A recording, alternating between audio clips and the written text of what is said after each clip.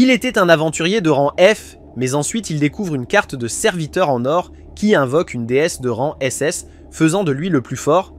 Kaito, un jeune homme, aspire à devenir aventurier en quête de richesse et de gloire. Cependant, malgré ses efforts incessants au cours des 2 dernières années, la chance ne l'a pas favorisé et il est toujours confiné au premier étage du donjon. Comme d'habitude, Kaito se dirige vers les grottes, s'approchant lentement d'un slime sur le sol. Au lieu de dégainer son épée ou son couteau, il sort un insecticide et vaporise 2 flacons sur le slime jusqu'à ce qu'il se ratatine et meure. Il ressent une vague de joie face à sa compétence à tuer des slimes, ayant éliminé son 999e slime depuis qu'il a commencé à travailler dans ces donjons, comme un personnage non joueur déterminé à atteindre le cap des 1000 slimes. Kaito s'aventure plus profondément dans le donjon et aperçoit soudain un slime doré perché sur un pilier. Ravi de sa chance de trouver une créature si rare pour son 1000e mort, il réalise rapidement que cela ne sera pas facile.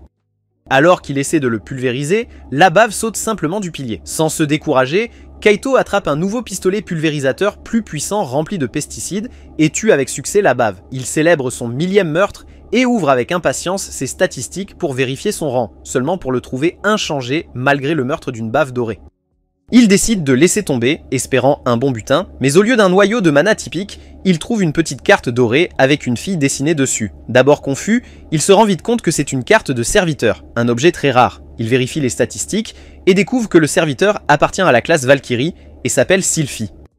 Il essaie de trouver plus d'informations sur elle en ligne, mais ne trouve rien. Décidant de quitter le donjon d'abord, il commence à revenir. Un groupe d'aventuriers avec des armures impressionnantes lui passe devant, ce que Kaito ne peut qu'envier. Il se demande s'il pourra un jour se permettre un tel équipement et se dirige vers le réceptionniste pour échanger des cœurs de slime contre de l'argent. La réceptionniste, Ritsu, lui donne 500 yens pour chaque noyau de slime, totalisant 1500 yens, ce qui est une somme décevante. Kaito prend l'argent et commence à partir, mais demande soudain à Ritsu si elle connaît la valeur d'une carte de serviteur rare, surtout une de la classe divine. Ritsu réfléchit un moment et affirme qu'une telle carte serait extrêmement collectionnable et facilement évaluée à plus d'1 milliard de yens. Il est stupéfait d'entendre cela, mais reste silencieux en retournant à son casier, où il range son équipement avant de se changer en vêtements de tous les jours et de quitter la zone. Il s'avère que le donjon fait partie d'un parc d'attractions où les gens peuvent s'abonner pour explorer et découvrir des objets de valeur. Plusieurs enfants en costume discutent de leur rêve de devenir explorateurs quand ils seront grands. Kaito, cependant, est perdu dans ses pensées, contemplant encore la carte en attendant le train. Finalement, il rejoint ses 2 amis, Shinji et Hayato, et ils montent tous dans le train ensemble. Kaito leur dit qu'il est toujours bloqué au niveau 3 et demande pourquoi il n'explore plus les donjons. Hayato explique qu'il y a 2 ans, lorsqu'ils se sont aventurés pour la première fois dans les donjons, ils ont atteint le 2e étage et ont rencontré un gobelin. Ils pensaient que ce serait une cible facile, mais le gobelin a fini par les vaincre tous. Depuis lors, Shinji et Hayato ont décidé que les donjons n'étaient pas pour eux et ont préféré explorer d'autres attractions avec leur passe. Plus tard dans la soirée, Kaito descend du train et rentre chez lui, où il dîne avec sa famille, prend un bain et va se coucher. Le lendemain matin, il hésite encore sur la vente de la carte, pensant à l'armure et aux jeux vidéo qu'il pourrait acheter avec 1 milliard de yens. Ses pensées sont interrompues par son ami Katsuragi, qui lui demande où il était la nuit précédente. Kaito ment, disant qu'il était à une fête avec Shinji et Hayato. À son grand désarroi, ses 2 amis s'approchent bientôt, et Kaito les tire rapidement à part, les suppliant de ne pas révéler son exploration du donjon. Ils sont d'accord, mais lorsque Katsuragi demande à propos de la fête, il donne des réponses inconsistantes. Katsuragi soupçonne qu'il mente, et demande si Kaito est allé dans les donjons encore une fois, mais Kaito parvient à mentir et s'échappe de justesse. Plus tard à l'école, il demande à ses amis ce qu'il ferait avec une carte de serviteur, et ils disent immédiatement qu'ils la vendraient, puisqu'elle est précieuse et qu'on ne peut pas invoquer de serviteur en dehors des donjons de toute façon. Kaito envisage de vendre la carte, mais décide de la garder, déterminé à devenir l'un des aventuriers les plus forts de tous les temps. Il s'éloigne de la caméra et récupère la carte, appelant Sylphie, la Valkyrie, à le servir et obéir. Soudainement, la carte commence à briller, émettant une lumière éclatante qui se transforme en une femme gigantesque avec des ailes plumeuses sur le dos et une poitrine généreuse. Elle semble éthérée tandis qu'elle attrape Kaito et disparaît instantanément. Déconcerté par le déroulement des événements, Kaito regarde autour de lui et remarque une petite fille en armure à côté de lui. Il demande qui elle est, se demandant si l'enfant s'est égaré, mais la fille répond qu'elle est Sylphie la Valkyrie, désormais à son service. Les rêves de Kaito de devenir un aventurier puissant s'effondrent alors qu'il s'effondre au sol, regrettant de ne pas avoir vendu la carte. Rassemblant sa détermination, il se lève et lui dit qu'ils doivent chasser des slimes. Sylphie prétend immédiatement qu'elle sent quelque chose à proximité, alors Kaito décide de tester ses instincts et lui demande de le conduire à la créature. Sylphie localise facilement le slime et Kaito lui demande si elle peut le tuer pour lui. Elle accepte sans hésitation, entrant dans l'ouverture. Malgré sa petite taille, Sylphie invoque une attaque éclair si puissante que Kaito craint momentanément que la grotte s'effondre. S'approchant d'elle, il lui demande si elle va bien, et elle rougit, disant qu'elle a faim. Se rappelant que les serviteurs consomment des noyaux de mana, Kaito lui donne le noyau de mana du slime. Elle le remercie et mentionne que plus de slimes sont à proximité. Quand il demande si elle a retrouvé ses forces, elle hoche la tête et s'en va, mais Kaito l'arrête et demande si elle peut seulement détecter les slimes. Sylphie affirme rapidement qu'elle peut sentir tous les types de monstres, pas seulement les slimes. Cependant, après chaque bataille, elle se sent affamée et a besoin de consommer un cœur de mana. Kaito fait le calcul et se rend compte que cette approche est inefficace puisqu'ils ne tireront pas profit de la chasse aux slimes. Il élabore une stratégie et demande à Sylphie de localiser les slimes pour lui, ce qu'elle accepte volontiers. Ensuite, il utilise ses bouteilles de pulvérisation pour les éliminer un par un. Cette méthode s'avère efficace car il est difficile de localiser les slimes. Mais avec l'aide de Sylphie, il peut les cibler directement et les neutraliser avec ses sprays insecticides bon marché. Après en avoir exterminé un certain nombre, il passe au niveau 4 et acquiert une nouvelle compétence passive appelée tueur de slimes qui augmente ses statistiques de 50% lorsqu'il combat des slimes. Bien que déçu au début par cette nouvelle compétence, Sylphie l'encourage en disant qu'obtenir une compétence est une réalisation notable. Il lui sourit, la remercie pour son aide et mentionne qu'il doit rentrer chez lui car il se fait tard. Sylphie lui demande s'il la convoquera bientôt et il lui promet de le faire dès que possible avant de la rappeler à la carte ressurgente. Sur le chemin du retour, il s'arrête à la réception pour vendre le mana core, étonnant Itsue lorsqu'elle révèle qu'il a battu le record quotidien d'extermination de slime. Lorsqu'on lui demande comment il a accompli cela, Kaito ment et dit qu'il a eu de la chance, puis prend sa récompense et rentre chez lui. Plus tard dans la soirée, il envisage de s'aventurer au deuxième niveau du donjon, confiant que malgré l'intimidation des gobelins, la force de Sylphie les aidera à triompher. Cette nuit-là, il rêve d'un souvenir d'enfance où il regardait la télévision avec Katsuragi, pendant qu'un journaliste interviewait le père de Katsuragi, un aventurier renommé. Cette interview a rempli Kaito d'émerveillement et l'a inspiré à poursuivre le chemin d'un aventurier. Le lendemain matin, il se réveille avec une détermination et une assurance renouvelée, prêt à s'attaquer au deuxième étage aux côtés de Sylphie, armé de son épée et de son bouclier nouvellement acquis. Résolu à franchir chaque donjon sur son chemin pour devenir l'aventurier le plus renommé du monde, ils entrent dans la caverne. Au bout d'un moment, Sylphie remarque quelque chose qui cloche et demande à Kaito s'il va bien, car il semble extrêmement pâle et tremble de manière visible. Malgré sa peur de la grotte, Kaito ment, affirmant qu'il est simplement excité. Lorsque Sylphie sent un gobelin à proximité et l'alerte, Kaito se retourne brusquement et s'enfuit. Déconcerté, Sylphie veut savoir ce qu'il fait, mais Kaito prétend faussement qu'il a une affaire urgente chez lui. Il se souvient soudain des mots du père de Katsuragi lors d'une interview à la télévision, s'arrête et réalise qu'il ne peut pas abandonner ses rêves aussi facilement. Tenant son épée en bois, il demande à Sylphie de montrer le chemin. Ils aperçoivent bientôt le gobelin endormi derrière un énorme rocher, mais Kaito, trop effrayé pour agir, demande à Sylphie de le tuer. Elle accepte facilement et commence à réciter son sort. Alors que le gobelin se réveille, prêt à se battre, Kaito intervient avec son épée, disant à Sylphie qu'il a changé d'avis, mais de rester prête à aider. Se précipitant sur le gobelin, le coup de Kaito manque alors que le gobelin se retire. Le gobelin riposte, tentant de faire tomber Kaito, mais il bloque avec son bouclier à la dernière seconde. Il lutte brièvement, mais Kaito prend progressivement le dessus et repousse le gobelin, le faisant tomber. Profitant du moment, Kaito charge avec son épée, mais le gobelin dévie le coup, le désarme et saute pour finir le travail. Kaito, sans défense au sol, se souvient de ses sprays, il les récupère rapidement et pulvérise le gobelin dans les yeux, l'aveuglant. Cela lui donne l'occasion de porter le coup final. Cependant, alors qu'il récupère son épée et charge, il trébuche sur une pierre, tombe au sol et poignarde accidentellement le gobelin à la poitrine, le tuant instantanément. Sylphie semble ravie en félicitant Kaito, bien qu'il ressente encore une immense peur en serrant le cristal du noyau de mana, reconnaissant de sa survie. Soudain, une lueur dorée rayonnante l'enveloppe, signalant qu'il a encore monté de niveau. En vérifiant ses statistiques, il découvre qu'il a acquis une nouvelle compétence appelée Goblin Slayer. Malgré ses émotions mitigées à propos de cette nouvelle capacité, il se résout à ce que toute compétence est bénéfique et continue. Il s'enfonce plus profondément dans la grotte où un autre gobelin les attaque. Sylphie déploie rapidement sa barrière défensive, contrant complètement les attaques, tandis que Kaito synchronise parfaitement son coup d'épée pour abattre la créature. Kaito vainc ensuite son troisième gobelin en utilisant le vaporisateur pour l'aveugler avant de lui porter le coup fatal. Kaito élimine également ce gobelin avec un coup précis à la tête, atteignant ainsi le niveau 6. Alors qu'ils poursuivent leur voyage, Kaito demande si elle a des connaissances sur ces donjons, ce à quoi Sylphie répond qu'elle ne sait rien, sauf que son seul but est d'aider son maître.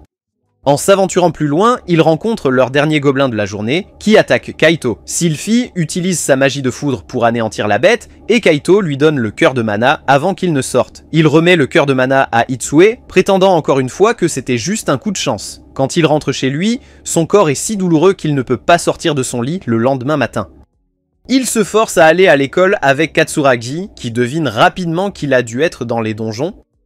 Cependant, il le nie, affirmant qu'il faisait simplement de la musculation à la salle de sport, ce qui explique sa douleur. Katsuragi laisse passer et continue de marcher. En classe, Kaito partage sa récente incursion dans les donjons de niveau 2 avec Shinji et Hayato, se vantant d'avoir tué 4 gobelins. Ils sont sceptiques, mais Kaito les assure qu'il est honnête et révèle son plan d'aller encore plus loin après l'école.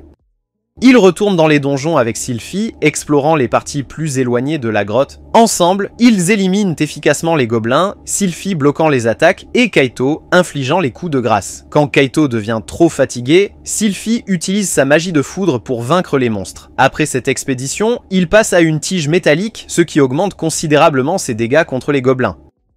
Malgré sa fatigue, qui le fait s'assoupir en classe, sa détermination à poursuivre ses aventures dans les donjons reste inébranlable. Jour après jour, il s'aventure dans les donjons, chassant sans relâche les gobelins jusqu'à ce qu'il atteigne le niveau 10, un exploit considérable.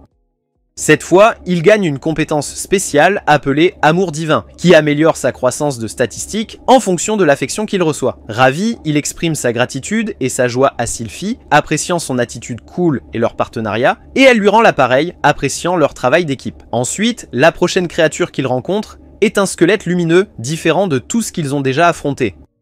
Kaito l'avertit de rester vigilante, et elle érige rapidement sa barrière magique alors que les squelettes se ruent vers eux. Il s'écrase contre la barrière en tentant de la briser. Avant qu'il ne réussisse, Kaito lance une attaque, mais ses efforts sont vains. Ses armes sont trop faibles pour cet ennemi peu commun.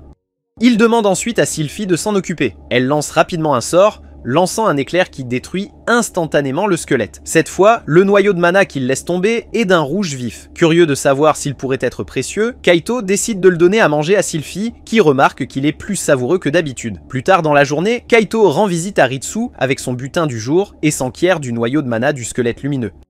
Elle lui dit que c'est assez rare et qu'il pourrait facilement se vendre pour plus de 2 millions de yens. Kaito est dévasté de réaliser qu'il aurait pu être riche, mais Sylphie avait consommé sa fortune potentielle. Ritsu le rassure en disant que rencontrer un signifie qu'il y a de bonnes chances qu'il en trouve un autre. Cette nuit-là, il réfléchit à l'opportunité manquée, mais conclut que progresser en valait toujours la peine. Il envisage de déménager au 3e étage, sachant que les ennemis là-bas apparaissent en groupe et sont bien plus redoutables. En gardant cela à l'esprit, il dit à Sylphie le lendemain qu'il veut qu'elle observe simplement pendant un moment. Elle craint d'avoir fait quelque chose de mal et s'excuse, mais Kaito explique qu'il veut se rendre au 3e étage, mais qu'il a peur de trop dépendre d'elle pour sa protection. Il veut devenir plus fort par lui-même. Sylphie, soulagée, lui souhaite bonne chance. Soudain, un gobelin émerge de derrière un rocher. Kaito, plein de confiance, dit à Sylphie de regarder comment il s'en occupe.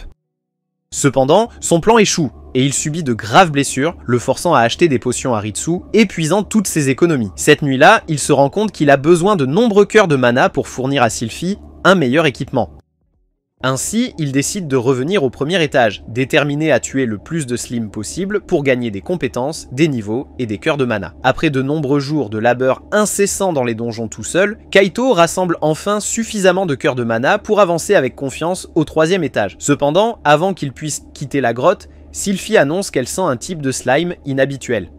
Son instinct s'avère juste, car Kaito aperçoit un slime argenté à proximité. Il réagit rapidement, visant son pistolet à l'eau vers le slime, mais celui-ci l'esquive avec une vitesse surprenante. Heureusement, Sylphie est prête et utilise sa magie de foudre pour frapper le slime, le tuant instantanément. À leur grande surprise, le slime laisse tomber une autre carte de serviteur, un événement incroyablement chanceux. Kaito prend la carte et découvre qu'il s'agit d'une carte de rang démon pour un serviteur nommé Luceria.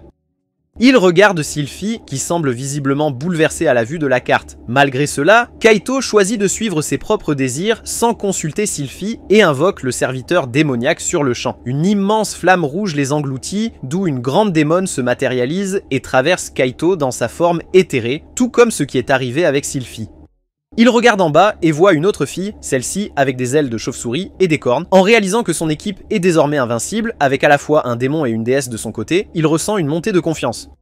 La fille diabolique aux cheveux noirs ouvre les yeux et se présente avec ferveur comme le diable de classe Vicomte Lucilia. Avec l'arrivée d'une autre invocation d'enfant, le rêve de Kaito d'avoir une fête remplie de femmes voluptueuses et belles est brisé. Alors qu'il est encore plongé dans la déception, Lucilia demande s'il est son maître. Kaito se lève et affirme qu'il l'est. Cependant, Lucilia l'interrompt, remarquant qu'il a l'air peu fiable en tant que maître, et même qu'il semble stupide.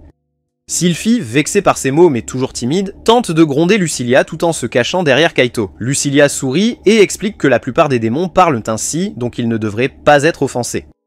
Kaito présente ensuite Sylphie à Lucilia. En se basant sur son armure, Lucilia en déduit qu'elle ressemble à une Valkyrie.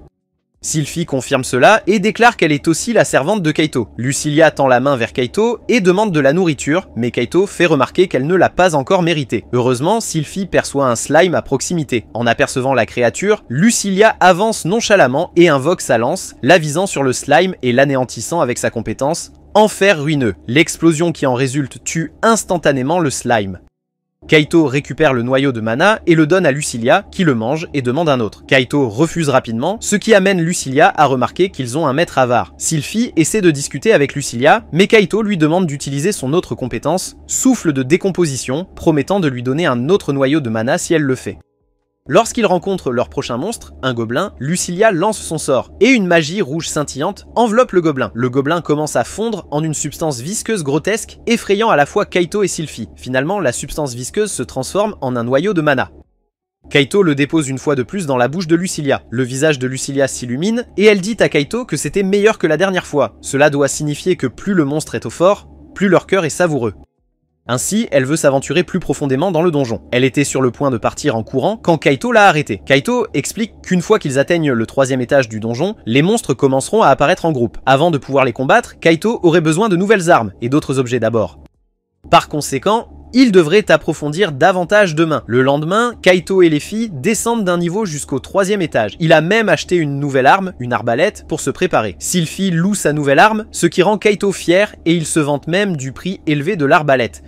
Cependant, Lucilia commente que ce n'est pas parce que c'est cher que c'est meilleur. Ils continuent leur exploration et les premiers monstres qu'ils rencontrent sont une paire de loups monstres appelés chiens de l'enfer. Kaito décide d'en éliminer rapidement un avant que le combat ne commence. Il tire avec son arbalète, mais le carreau manque complètement le chien de l'enfer. Les deux monstres commencent à charger vers Kaito, qui est occupé à essayer de recharger son arbalète. Cependant, il était trop lent, et les chiens lui ont sauté dessus. Une barrière dorée brillante a immédiatement surgi devant Kaito grâce à Sylphie. Lucilia invoque sa lance, et avant que les chiens infernaux puissent en remettre, elle leur lance sa lance de destruction. Après la bataille, Kaito offre joyeusement un des cœurs de mana à Lucilia. Cependant, elle avale rapidement le cœur et en demande un autre. Elle souligne que puisqu'ils ont vaincu 2 monstres, elle veut aussi 2 cœurs. Kaito soutient qu'il n'en restera plus s'il fait cela, donc à la place, il promet de lui en donner plus une fois qu'ils auront vaincu quelques monstres de plus. Leur série suivante d'adversaires est apparue sous la forme de 2 sangliers sauvages, leur fonçant dessus avec leur défense en avant. Kaito a commandé à Lucilia d'attaquer, et elle a déclenché une autre explosion de feu. Cependant, un sanglier a réussi à contourner les flammes et à se précipiter vers eux. Lucilia, agacée, était sur le point de tirer à nouveau lorsque Kaito a avancé. Il a soigneusement visé son arbalète et a tiré, frappant le sanglier dans l'œil. Malgré cela, le sanglier n'est pas tombé. Il a rugi de fureur et a chargé encore une fois. Kaito paniqua et recula en arrière. Sylphie se précipita à son secours, prête à libérer sa foudre divine. Kaito a réussi à tirer à nouveau avec son arbalète, tuant finalement le sanglier. Sylphie a félicité Kaito pour son succès, tandis que Lucilia a remarqué que les genoux de Kaito avaient cédé sous la peur. Néanmoins, Kaito était simplement heureux d'avoir encore monté de niveau, atteignant maintenant le niveau 11. Sylphie a applaudi et l'a félicité, tandis que Lucilia a demandé un autre noyau de mana. Après son exploration du donjon, Kaito était sur l'escalator en rentrant chez lui. Il n'avait pas gagné grand chose aujourd'hui, car Lucilia continuait à demander plus de noyaux. Ses amis ont ensuite rejoint la conversation et ont demandé s'il avait déjà choisi son école suivante. Kaito a avoué qu'il ne l'avait pas encore fait, Katsuragi a participé à la conversation et a demandé à Kaito quels étaient ses projets. Kaito, ne sachant pas quoi dire, a demandé à Katsuragi quels étaient ses projets. Katsuragi a révélé qu'elle visait l'académie Uka, ce qui a amené Kaito à déclarer qu'ils avaient les mêmes objectifs. Dans sa prochaine exploration, Lucilia a de nouveau utilisé ses compétences pour vaincre les ennemis, et Kaito l'a récompensé avec des noyaux de mana. Sylphie a également utilisé ses propres compétences, et Kaito leur a donné les noyaux en récompense. Kaito a alors remarqué que Sylphie jetait des coups d'œil lorsqu'il nourrissait Lucilia. Lorsqu'il a essayé de lui poser la question, Sylphie a esquivé en les menant simplement vers plus d'ennemis. Plus tard, à la maison, Kaito se demandait si Sylphie l'évitait. Cependant, il a trouvé la réponse dans l'émission télévisée que sa mère regardait. L'émission parlait d'une fille jalouse de son frère qui était traitée de manière spéciale, malgré son arrivée récente. Cela a fait réaliser à Kaito que, dans le futur, ces deux serviteurs pourraient finir par régler leurs différences dans un duel. Leurs compétences détruiraient sûrement le donjon ainsi que Kaito. Kaito ne sait pas comment éviter la catastrophe imminente qui l'attend le lendemain matin. Sur le chemin de l'école, Katsuragi rencontre Kaito et le salue avec un joyeux bonjour. Elle remarque les cernes sous ses yeux et Kaito explique qu'il n'a pas fermé l'œil, ce qui l'a fait se demander s'il est confronté à un problème ou à du stress. Kaito ne peut pas divulguer le problème du serviteur de donjon qu'il gère, alors il opte pour une demi-vérité, lui disant qu'un de ses amis s'est lié d'amitié avec deux filles aux personnalités complètement opposées qui apparemment se détestent. Pour cette raison, Kaito s'inquiète de savoir comment aider son amie à traverser cette situation délicate. Elle demande si les filles se détestent vraiment, et lorsque Kaito ne peut pas le confirmer, elle lui conseille de dire à son amie de demander aux filles ce qu'elles ressentent et si elles se sentent réellement mal à l'aise les unes avec les autres. Suivant son conseil, Kaito retourne au donjon et convoque Sylphie pour une conversation privée, laissant Lucilia de côté pour le moment. Il demande à Sylphie ce qu'elle pense de Lucilia, à la fois en tant que personne et membre de l'équipe. Alors que Kaito croit que Sylphie n'aime pas Lucilia, Sylphie clarifie qu'elle avait peur de Lucilia au début parce qu'elle est un démon, mais qu'au fur et à mesure de leur collaboration, elle a réalisé que Lucilia n'est pas si mauvaise. Malgré cela, Kaito soupçonne que Sylphie a des problèmes non résolus avec Lucilia et l'exhorte à être honnête, en soulignant l'importance de la vérité. Sylphie révèle alors que son problème est en réalité avec Kaito lui-même, pas avec Lucilia. Elle l'accuse de favoriser Lucilia récemment, soulignant qu'il n'utilise les pouvoirs de Lucilia que lors des batailles et lui donne 2 fois plus de cœur de mana. Sylphie exprime son désir d'un traitement égal et demande à Kaito d'être un maître gentil et aimant pour elle aussi. Il promet à Sylphie que dorénavant, il lui donnera autant de cœur de mana qu'à Lucilia et lui parlera aussi davantage. Avec tout résolu, Kaito appelle Lucilia et lui donne la même quantité de noyaux de mana que Sylphie. Cette fois, il n'oublie pas de féliciter Sylphie pour avoir utilisé ses mouvements d'attaque au moment parfait et de la remercier d'être si fiable. Bien que Sylphie soit maintenant heureuse, l'humeur de Lucilia se dégrade, car elle commence également à souffrir de ce mal incurable appelé jalousie. Elle devient jalouse de Sylphie et accuse Kaito de ne jamais la complimenter. Pour retrouver son humeur, Kaito la complimente également et règle l'affaire une fois pour toutes. Ils explorent ensemble un donjon et Sylphie porte le coup final, ajoutant suffisamment de points d'expérience à ses statistiques pour lui permettre d'atteindre le niveau 2. En montant de niveau, les statistiques globales de Sylphie augmentent, rendant à la fois Kaito et Lucilia fiers d'elle. Ils félicitent tous deux Sylphie pour sa montée de niveau, ce qui la fait se sentir bien mieux qu'avant. Avec l'équipe enfin soudée, ils avancent et localisent un groupe de chiens de l'enfer. Sylphie montre à quel point elle est devenue forte grâce à sa montée de niveau et élimine tous les chiens de l'enfer d'un seul coup. Ses sorts défensifs s'améliorent, rendant son mur de barrière plus solide qu'auparavant. Pendant que le monstre stupide tente de franchir le mur, Kaito s'avance et le tue avec son arbalète. Après la session de chasse, Kaito nourrit Sylphie avec quelques noyaux de mana, mais elle reste vorace et demande à contre-cœur plus. Comme il lui en donne trop, Kaito finit par en avoir moins pour lui-même que d'habitude. Alors que son activité régulière devient moins rentable, il retourne chasser les slimes sans l'aide de Lucilia et Sylphie. Néanmoins, il continue de les invoquer en cas de problème et les remercie d'être toujours là quand il en a besoin. Alors qu'il commence à livrer des cristaux de mana à la réceptionniste, elle remarque le changement car il avait l'habitude de rapporter des butins du 3e étage. Elle suggère à Kaito d'explorer le 4e étage, mais manquant de bon équipement, il cherche en ligne un ensemble d'armures appropriées et décide d'en acheter un qui ressemble à une combinaison en spandex. Cependant, c'est très cher, alors il retourne à la recherche de plus de cristaux de mana au 1er étage. Convenant, il rencontre un autre rare slime bleu, ce qui le fait se demander s'il pourra ajouter une autre jeune fille à son harem. Excité d'obtenir le butin, Kaito invoque Lucilia et Sylphie. Elles attaquent toutes les deux simultanément, combinant leurs pouvoirs divins et de feu, ce qui fait sourire Kaito. Malheureusement, ce sourire s'efface rapidement, car la gelée bleue ne laisse tomber qu'un orbe magique. Kaito se souvient alors qu'il peut utiliser l'orbe magique pour devenir sorcier, et le brise au sol, ce qui lui permet d'apprendre un sort appelé boule d'eau. Possédant désormais les pouvoirs de base d'un carapuce de niveau 5, Kaito attaque un chien de l'enfer avec sa boule d'eau, mais cela n'inflige aucun dégât et éclabousse seulement le visage du chien avec de l'eau ordinaire. Voyant son maître désespéré, Sylphie essaie de remonter le moral, lui disant qu'il deviendra sûrement puissant à l'avenir maintenant qu'il a débloqué ses capacités magiques. Cependant, Kaito reste découragé et se rend dans un parc local tard dans la nuit pour être seul dans sa souffrance. Katsuragi le trouve là-bas et lui demande si quelque chose le tracasse. Il essaie de mentir mais finit par la confondre, alors il change de sujet et la remercie pour le conseil qu'elle lui a donné l'autre jour. Il mentionne que son problème a été résolu, mais oublie de dire que c'était causé par ses amis, ce qui fait réaliser à Katsuragi que Kaito est celui avec 2 nouvelles copines. Elle ne se plaint pas et rentre tranquillement chez elle, laissant Kaito se demander brièvement si Katsuragi ressent aussi de la jalousie. Le lendemain, Kaito retourne au donjon pour pratiquer son sort de balle d'eau. Il lance une balle d'eau sur le mur, mais elle se déplace très lentement et ne fait que mouiller le mur. Utiliser le sort une seule fois fatigue Kaito, mais il continue à s'entraîner. La deuxième fois, il lance la boule d'eau aussi vite qu'il peut, ce qui le rend heureux, ainsi que Sylphie, bien que Lucilia ne soit pas impressionnée. Après avoir utilisé le sort 2 fois, Kaito est complètement épuisé et s'effondre. Il rentre chez lui et s'endort immédiatement. Dans son sommeil, Kaito rêve de son enfance, regardant le père de Katsuragi à la télévision, ce qui l'a inspiré à devenir aventurier. Motivé par son rêve, il retourne au donjon le lendemain et s'entraîne à nouveau. Il est beaucoup plus rapide cette fois et lance de nombreuses boules d'eau sur les murs du donjon jusqu'à ce qu'il soit à court d'énergie. Après un court repos, il reprend l'entraînement, essayant de changer la forme de la boule d'eau en cube. Excité par son succès, Kaito continue de jouer avec la boule d'eau, la façonnant de différentes manières. Bientôt, il se fatigue et tombe sur le dos. Alors qu'il sort distraitement du donjon, il trébuche et tombe dans les bras d'un aventurier. Il s'excuse rapidement, mais l'aventurier plus âgé lui demande s'il va bien. Kaito la rassure qu'il va bien et s'en va, mais elle reste inquiète car il n'a pas l'air bien. Ses coéquipiers sont impressionnés par le travail acharné de Kaito et entrent dans le donjon. Plus tard, Kaito s'endort en classe et quand le professeur le réveille, il déclare à haute voix qu'il fera de son mieux pour s'entraîner aujourd'hui, ce qui fait rire la classe. Pendant la pause, ses amis lui demandent à propos de son commentaire sur l'entraînement.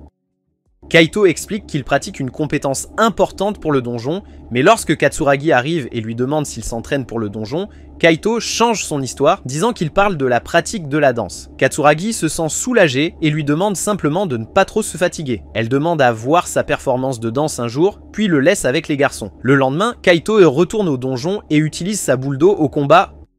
Il frappe un gobelin avec, et au lieu d'éclater, la boule d'eau reste intacte, bloquant les voies respiratoires du gobelin et l'étouffant. Sylphie et Lucilia le félicitent, mais Kaito se rend compte qu'il ne gagne plus d'expérience des monstres du 3e étage, ce qui indique qu'il est temps de passer au 4e étage. Kaito décide qu'il a besoin de meilleurs équipements pour le 4e étage, alors il achète quelque chose qu'il voulait depuis longtemps. Le lendemain, il arrive en portant une combinaison moulante. Alors que Sylphie complimente son apparence, Lucilia se moque de lui, disant qu'il a l'air ridicule. Kaito explique que le costume est cher et haut de gamme, fait de nanotubes de carbone qui offrent une excellente protection, tout en étant fin et léger. Il mentionne que la combinaison offre une grande défense contre les flèches et les attaques perforantes, et qu'il a aussi un bracelet magique pour rendre ses sorts plus puissants.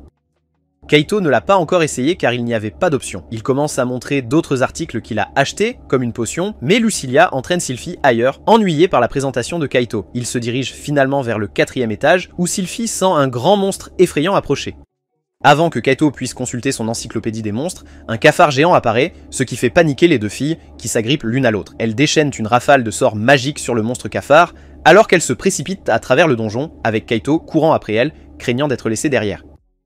Sylphie et Lucilia, épuisées, attaquent presque Kaito quand il les rattrape. Sylphie court pour embrasser Kaito, disant qu'elle avait peur, tandis que Lucilia fait semblant de ne pas avoir eu peur des insectes. Sylphie s'excuse auprès de Kaito de l'avoir abandonné et le supplie de la gronder, mais il dit qu'il n'est pas en colère. Grâce à leur déchaînement, ils ont rapidement nettoyé le 4e étage et il a récupéré les cœurs de mana de tous les monstres vaincus. Lucilia dit qu'elle ne mangera pas les horribles cristaux des insectes, mais elle a trop faim pour refuser. Les cristaux ont un goût horrible, tout comme les filles l'avaient prévu. Kaito propose d'explorer le 5e étage puisqu'ils ont le temps. Sylphie sent un monstre de sable et un monstre de boue à proximité. Kaito les vise avec son arbalète. Sa première flèche manque sa cible, mais la deuxième atteint le monstre de sable qui l'attaque. Kaito crie le nom de Sylphie et elle monte rapidement une barrière pour le protéger. Kaito pense que les monstres sont immunisés contre les attaques physiques, alors il demande de l'aide à Lucilia. Elle les détruit avec son attaque de feu. Kaito demande si elle a besoin de restaurer son mana avec les cristaux, mais Lucilia ni Sylphie ne veulent les manger. Il continue d'explorer le 5e étage et ne trouve plus de monstres. Soudain, Sylphie remarque une tache inhabituelle sur un mur. Kaito ne voit rien de spécial, alors Sylphie fait un trou dans le mur avec son attaque de foudre, révélant un passage secret. Ils commencent à avancer, et Kaito avertit les filles de faire attention au piège. Au moment où il dit cela, Lucilia lui dit qu'il est trop tard, elle a déjà déclenché un piège.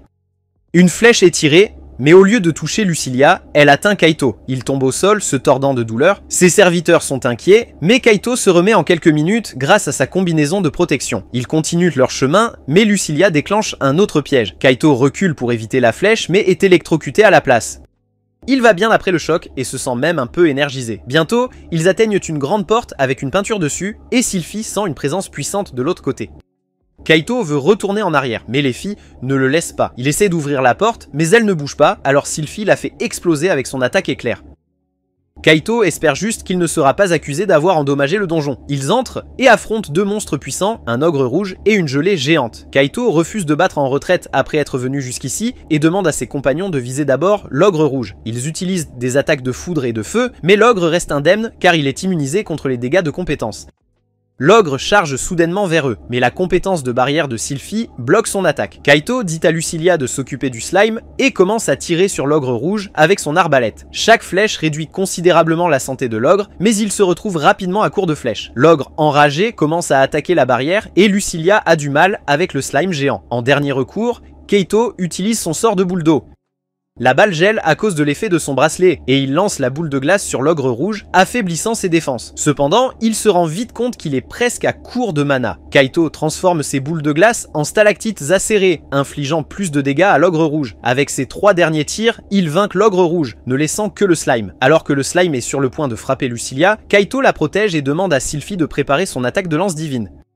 Son bouclier et son équipement commencent à fondre, mais Sylphie charge avec sa lance divine, transperçant la gelée. Cependant, cela ne cause pas beaucoup de dégâts. Kaito a envie d'abandonner, mais inspiré par son héros, il évite l'attaque de la gelée et utilise un spray anti-insecte. Malgré sa taille, la santé du slime diminue régulièrement. Sylphie protège Kaito avec une barrière magique. Après avoir utilisé ses 2 premières bouteilles, Kaito sort 2 sprays anti-insectes plus puissants et achève le slime, réduisant ses points de vie à 0. Les filles serrent Kaito dans leurs bras avec bonheur, blessant accidentellement son épaule blessée, qu'il guérit en buvant une potion. Lucilia monte de niveau peu après, et Kaito vérifie ses statistiques pour voir qu'il a également gagné plusieurs niveaux. Il récupère rapidement le noyau de mana et trouve le noyau rouge de l'ogre, qui se vendra à bon prix. En cherchant le noyau du slime, il découvre une épée magique rare qui ressemble plus à un couteau à steak. Kaito apporte plus tard le noyau de mana rouge de l'ogre à Itsu, qui est curieux de son origine. Il lui raconte avoir trouvé un donjon caché au 5e étage, et avoir vaincu le boss là-bas. Itsu dit qu'ils vont enquêter sur le donjon immédiatement et informe Kaito que le noyau de mana rouge est très précieux, ce qui le rend heureux. Itsu partage également d'autres bonnes nouvelles en l'invitant à rejoindre un événement la semaine prochaine pour essayer de nettoyer le 7e étage en groupe. Lors de l'événement, Kaito rencontre les 3 filles de l'autre jour. Leur chef se présente comme Airi, la fille Charose est Miku, et la dernière est Ikari. Kaito se présente et se demande s'ils seront dans le même groupe. Pendant ce temps, Katsuragi rêve du passé, voyant son père se diriger vers le donjon. Elle lui demande de revenir dès que possible et il promet de rentrer tôt afin qu'ils puissent dîner ensemble. Il part ensuite et c'est alors que Katsuragi se réveille. Elle décide d'aller chez son ami pour étudier. En sortant de la maison, elle se demande si Kaito était occupé avec l'entraînement de danse ou de musculation aujourd'hui. Nous passons ensuite à la scène où tous les participants de l'événement font la queue pour être téléportés. L'équipe de Kaito se tient par la main, debout dans le cercle de téléportation, et puis boum, il se retrouve au 6e étage. Kaito se sent super soulagé d'être arrivé en toute sécurité et dit aux autres que ce n'est que sa 2e fois à utiliser la porte, donc il était assez nerveux. Il rencontre bientôt un membre du personnel qui les guide vers les escaliers menant au 7e étage. Le membre du personnel les informe que l'événement d'aujourd'hui. Airi demande à Kaito s'il veut acheter quelque chose et Kaito trouve que c'est super pratique d'avoir un magasin dans le donjon. Il décide de prendre des recharges pour son spray anti-insectes. Ses coéquipiers remarquent qu'il porte beaucoup de bagages, mais Kaito trouve étrange qu'il voyage si léger, et ils expliquent que c'est parce qu'ils ont des sacs magiques. Kaito est choqué par le coût des sacs magiques, équivalent à un manoir. Ses amis révèlent que leurs parents riches ont acheté les sacs, et Kaito se rend compte qu'ils viennent tous de familles aisées. Airi demande à Kaito s'il a le bon équipement. Embarrassé, il admet qu'il achète progressivement des choses avec l'argent gagné en vendant des noyaux magiques. Miku fait une remarque sur son costume serré et Ikari la gronde pour son manque de tact. Il s'équipe et se dirige vers le 7e étage où Kaito apprend que la plupart des monstres sont de type golem. Ses coéquipiers expliquent l'importance de l'exploration, ce avec quoi Kaito est d'accord. Soudainement, il voit des ombres, mais réalise que ce sont juste des membres du personnel qui nettoient le donjon et qui les encouragent. Kaito dit qu'il est au niveau 16 et Airi révèle qu'elle est au niveau 18, tandis que Hikari et Miku sont au niveau 15. Miku mentionne les points de magie de Hikari qui sont de 75, ce qui surprend Kaito puisqu'il n'en a que la moitié, le faisant penser qu'elle est incroyable. Il rencontre un golem de pierre. Airi commande une voiture, prépare sa magie et demande à Miku de protéger Airi pendant qu'elle combat le golem. Kaito demande des instructions et Airi lui dit de couvrir ses arrières. Airi a réussi à vaincre le golem seul, impressionnant Kaito. Ensuite, ils affrontent un golem de bronze. Airi utilise un sort appelé Vague de terre pour l'emprisonner dans un marais, le serviteur de Miko, Snatch, esquive ses attaques et lance un sort de vent et Hikari l'achève avec une boule de feu. Airi frappe avec sa lance et Kaito admire leur travail d'équipe. Soudain, un golem de fer apparaît derrière Miku et Airi. L'arbalète de Kaito n'a aucun effet et l'attaque d'Airi est inefficace contre sa peau dure. Les attaques de Hikari et Snatch échouent également, et Snatch se blesse. Kaito envisage de convoquer Sylphie ou Lucilia, mais laisse tomber un couteau à assiette et se souvient d'une épée magique qu'il a lue en ligne. Il se souvient qu'elle peut infliger tous les dégâts que l'utilisateur imagine, et décide d'imaginer vaincre le monstre. Il demande à Airi d'utiliser Vague de terre pour piéger le monstre, puis il lui demande de le distraire, et elle déclenche une rafale d'attaque. Kaito frappe le monstre par derrière avec son épée magique en l'imaginant exploser, et c'est ce qui se passe. Plus tard, ils s'assoient dans un café pour discuter de leur exploration de donjon. Il parle de l'épée de Kaito, qu'il a récemment obtenue comme objet de butin, et il est content qu'elle fonctionne puisqu'il l'utilisait pour la première fois. Kaito demande à Miku des nouvelles de Snatch et est soulagé d'entendre qu'il va bien. Kaito mentionne que c'est la première fois qu'il voit un carbuncle. Miku explique que les carbuncles ne peuvent pas être capturés sur caméra. Airi demande à Kaito s'il en a déjà vu un en vidéo et il réalise que non, expliquant pourquoi les responsables de la guilde ne l'ont jamais interrogé à propos de Sylphie et Lucilia. Il se demande s'ils sont les seuls à connaître Snatch. Miku précise qu'elle a obtenu Snatch lors d'une vente aux enchères et l'a enregistré auprès de la guilde, donc tout le monde est au courant. Miku propose que tout le monde mette des porte-clés assortis sur leur pochette magique pour commémorer l'événement, et tout le monde est d'accord. Ensuite, Airi demande à Kaito de rejoindre leur groupe de manière permanente, en expliquant qu'il y a des portails de transfert tous les 5 étages, avec pour objectif actuel le portail du 11e étage. Kaito aime l'idée, mais insiste sur le fait qu'il est juste un explorateur ordinaire et pas aussi spécial qu'eux. Il le rassure, disant qu'il se sent plus en sécurité avec lui, et demande s'il pense à quelqu'un d'autre, lui rappelant Sylphie et Lucilia. Kaito s'inquiète de faire entrer 2 petites filles dans le donjon et demande du temps pour réfléchir. Airi se demande s'il n'aime pas leur groupe, mais il lui assure qu'il doit d'abord consulter quelqu'un et qu'il donnera une réponse plus tard. La scène se déplace sur son retour au donjon. À l'intérieur, il convoque ses serviteurs, qui sont contrariés qu'il ne les ait pas convoqués plus tôt. Kaito explique qu'il envisage de former un parti avec d'autres personnes, mais ses serviteurs sont mécontents et n'arrivent pas à croire que c'est la première chose qu'il mentionne. Il les rassure en disant qu'il ne les a pas abandonnés et explique qu'il avait des affaires à gérer. Il essaie de parler à nouveau de la fête, mais ils insistent sur le fait qu'ils se portent bien à 3. Kaito essaie de poursuivre la conversation, mais Sylphie lui dit fermement d'arrêter. Lucilia se fâche contre Kaito parce qu'il utilise toujours son nom complet, tandis qu'il ne sait pas comment l'appeler autrement. Elle souligne qu'il utilise un surnom pour Sylphie, ce qui fait réaliser à Kaito que Lucilia est jalouse. Il propose quelques surnoms et elle aime Lucie, insistant pour qu'il l'utilise à partir de maintenant. Ils vont ensuite explorer le donjon ensemble, mais Kaito mentionne qu'ils n'ont pas réglé la question du groupe, ce qu'ils ignorent. Le lendemain sur le chemin de l'école, Katsuragi demande à Kaito s'il a pratiqué la danse ou fait de l'entraînement musculaire pendant le week-end. Kaito confirme qu'il fait les deux, ce qui la rend heureuse. Elle l'invite ensuite à aller faire du shopping samedi prochain, et il accepte timidement. Katsuragi aperçoit une amie et marche avec elle, tandis que Kaito rencontre ses propres amis qui ont entendu parler de la sortie shopping. Il se moque de lui, se demandant si c'est un rendez-vous. Mais Kaito doute que Katsuragi soit intéressé à sortir avec lui, ses amis sont déçus par son manque de perspicacité. Ils demandent alors à propos de l'événement auquel il a participé, et Kaito explique qu'il a rejoint un groupe de 3 filles, une de 2 ans plus âgée, une de son âge et une d'1 an plus jeune. En entendant cela, ses amis se demandent si le donjon pourrait être plus amusant qu'ils ne le pensaient et envisagent de revenir. La scène passe ensuite à samedi où Kaito va chercher Katsuragi chez elle et il se dirige vers la station de métro. Là, il remarque une émission de télévision sur un donjon qui révèle que les noyaux magiques sont précieux et peuvent être échangés contre de l'argent. Malgré leur valeur, leur utilisation exacte est encore inconnue, remplie d'une énergie inexploitable. Katsuragi remarque l'intérêt de Kaito pour les donjons et lui suggère de l'oublier pour aujourd'hui et de se concentrer sur leur journée shopping, ce qu'il accepte. En se promenant en ville, Katsuragi se demande quand ils sont sortis comme ça pour la dernière fois. Kaito se remémore leurs sorties d'enfance, les voyages de camping et les soirées cinéma. Ils vont ensuite faire du shopping pour des vêtements où Katsuragi essaie plus. Ensuite, il se dirige vers le parc où Katsuragi remarque des bateaux et propose une balade. Pendant qu'il pagaie, Katsuragi admire les poissons tandis que Kaito pense qu'elle est encore plus belle. En voyant des couples dans d'autres bateaux, il imagine brièvement qu'ils ressemblent aussi à un couple, mais se rappelle rapidement qu'ils ne font que passer du temps ensemble. Katsuragi remarque que Kaito semble plus musclé que d'habitude et l'attribue à son entraînement, ce qu'il confirme. La scène passe ensuite à eux en train de siroter du boba, appréciant leur saveur. Katsuragi propose à Kaito de goûter sa boisson et il lui rend l'appareil. Katsuragi hésite un instant pensant que c'est un baiser indirect, puis se lance et aime ça aussi. Il se dirige vers la station de métro et voit une publicité pour le donjon. Katsuragi voit un père avec sa fille et dit à Kaito qu'elle veut visiter un autre lieu. Elle le conduit au parc à thème donjon où il se demande si elle veut entrer car une parade et des feux d'artifice sont sur le point de commencer.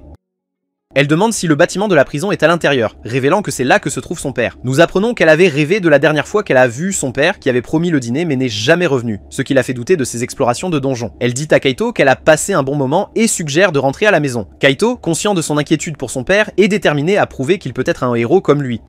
La prochaine fois que Kai entre dans le donjon, il expérimente en combinant ses différentes capacités. Il recouvre son épée enchantée, Baldr, d'une boule d'eau. Bien que Lucilia doute de son efficacité, il s'avère que c'est un succès permettant à Kai de vaincre un golem de pierre d'un seul coup. Il est ravi et Sylphie l'applaudit, disant à Lucilia que leur maître devient rapidement plus fort. Lucilia remarque immédiatement que cela doit être à cause d'une femme, ce qui surprend Kai. Il lui demande pourquoi elle pense cela et elle répond que c'est juste son intuition.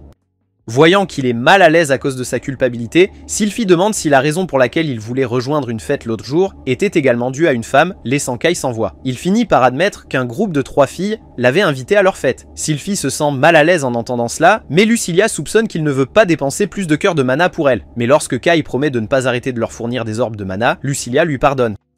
Kei dit qu'il ne va pas à la fête, mais Sylphie l'encourage soudainement à venir. Elle affirme que si son maître a décidé de rejoindre une autre fête, elle veut le soutenir. Même Lucilia est d'accord avec Sylphie, tant qu'elle continue de recevoir ses orbes de mana.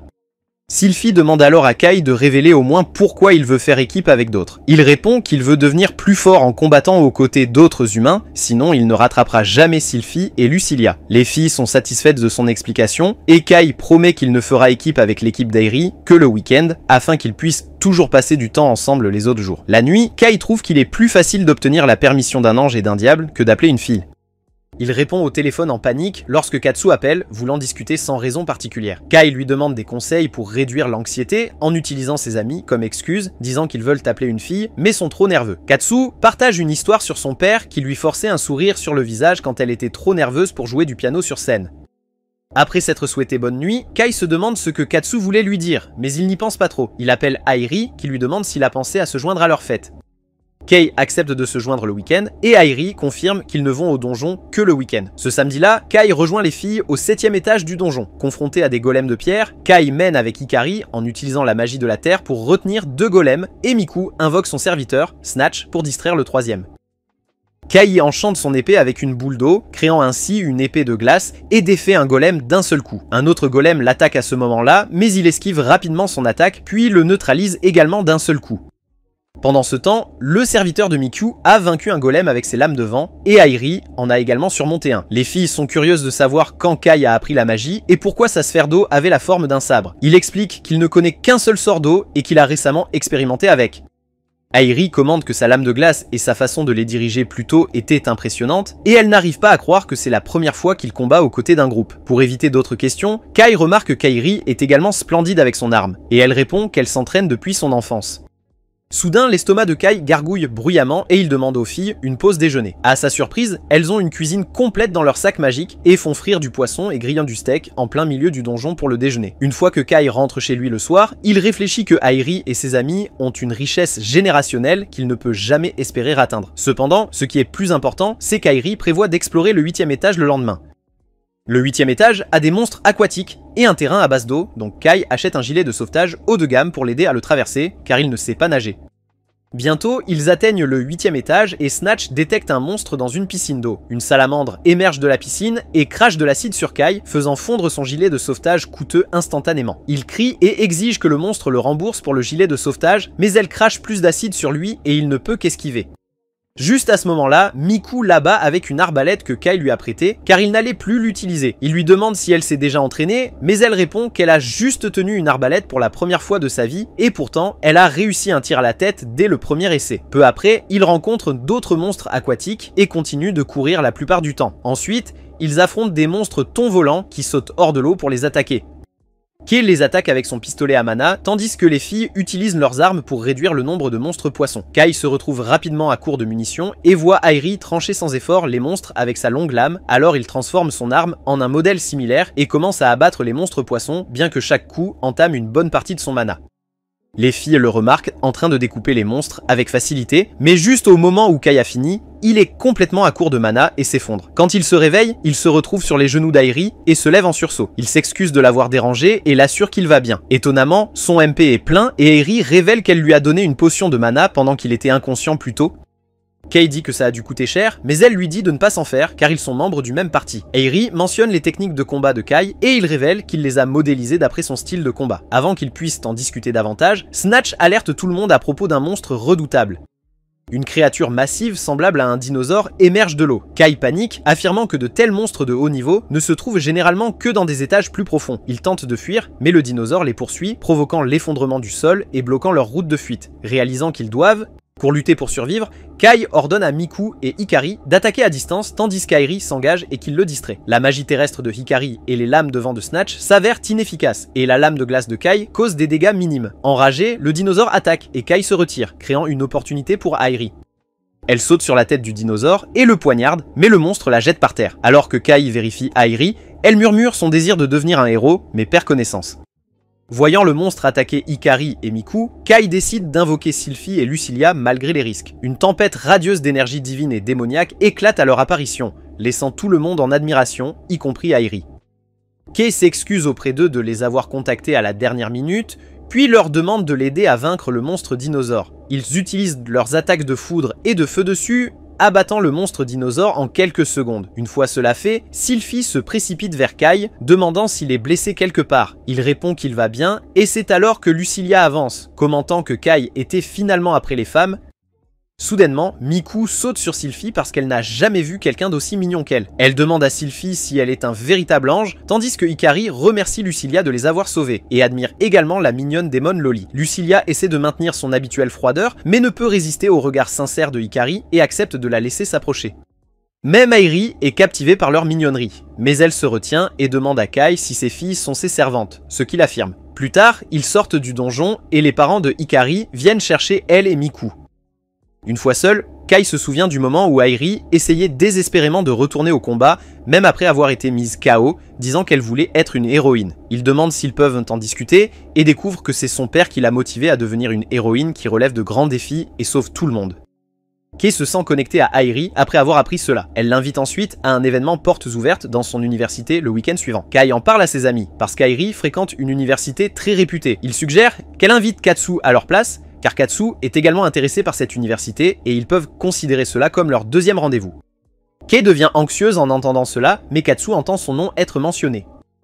Elle amène son ami et demande s'il parlait d'elle dans son dos. Kai tente de le nier, mais ses amis le poussent à avancer et il utilise une technique pour calmer ses nerfs avant de parler à Katsu de l'événement portes ouvertes. Il s'avère que Katsu avait déjà prévu d'y assister et voulait que Kai l'accompagne depuis le début. Le week-end suivant, elle porte la robe que Kai avait choisie pour elle lors de leur précédent rendez-vous à l'événement portes ouvertes. La première chose que Kaito remarque, c'est à quel point sa compagne est éblouissante. Avant de quitter la maison, Katsuragi fait ses adieux à ses parents et part avec le garçon. Peu de temps après être monté dans le train pour l'événement de l'université, Katsuragi prend les devants et demande à Kaito de s'asseoir plus près d'elle pour entamer une conversation. Elle le remercie pour l'invitation, mais le garçon lui rappelle qu'elle y serait allée même sans son invitation.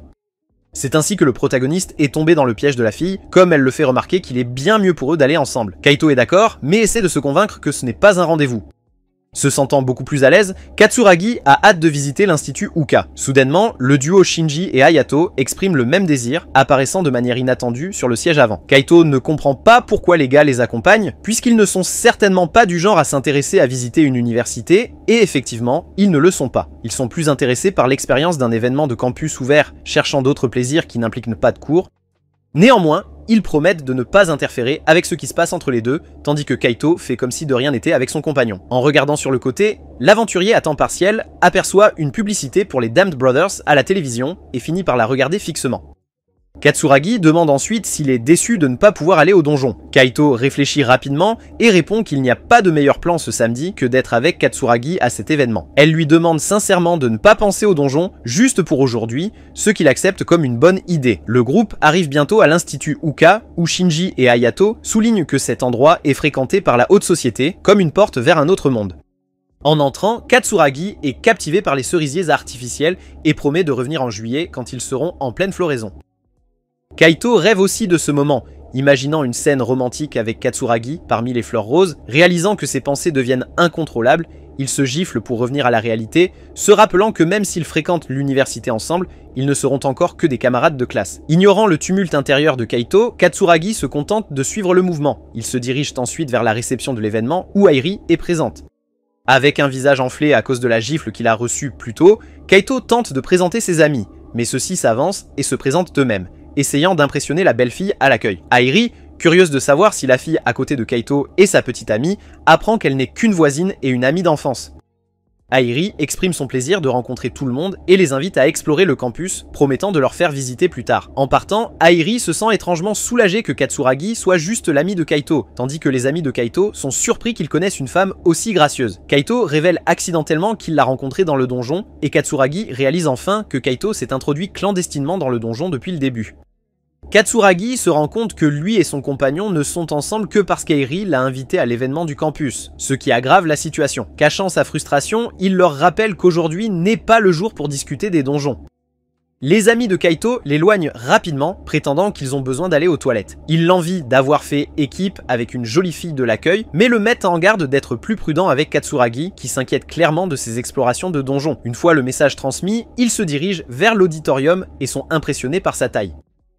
Alors qu'il remarque les divers clubs étudiants, Kaito est sur le point de faire une remarque sur un défibrillateur automatique, semblable à ceux des donjons, mais ses amis l'arrêtent. Ils passent devant une salle montrant les productions du festival culturel et prennent un moment pour discuter. Shinji et Hayato sont impressionnés par la grandeur de l'endroit, mais savent que leurs notes ne leur permettront pas d'entrer dans cette université. Kaito, conscient qu'il sera malgré les frais de scolarité élevés, il mentionne presque utiliser de l'argent de donjon pour payer, mais s'arrête juste à temps. Dans la scène suivante, le couple trouve un moment seul, profitant de la brise. Katsura espère juste passer ses pauses comme ça, tandis que Kaito semble satisfait, jusqu'à ce que Hikari et Miku se présentent, ayant été informés par Airi. Les deux filles espiègles se présentent comme des charmeuses, un geste des autres en retour. Elles taquinent Kaito, demandant si Katsura se moque de sa petite amie, et il donne la même explication qu'avant, laissant Katsuragi légèrement agacé. Kaito, se demandant s'il est trop tôt pour que la première année Hikari pense à l'université, l'entend expliquer qu'elle veut juste en faire l'expérience tant qu'elle le peut.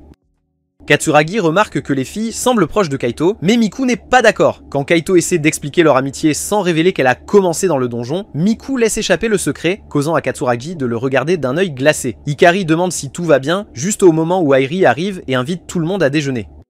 À la cafétéria, Shinji et Hayato agissent comme s'ils étaient en tournée gastronomique, prenant des photos des plats. Airi explique qu'avec 2000 yens, on peut commander tout ça et avoir encore de la monnaie, plus des recharges gratuites de boissons. Impressionnés par la générosité, les trois garçons deviennent plus enthousiastes à propos de l'institut Uka en savourant leur repas.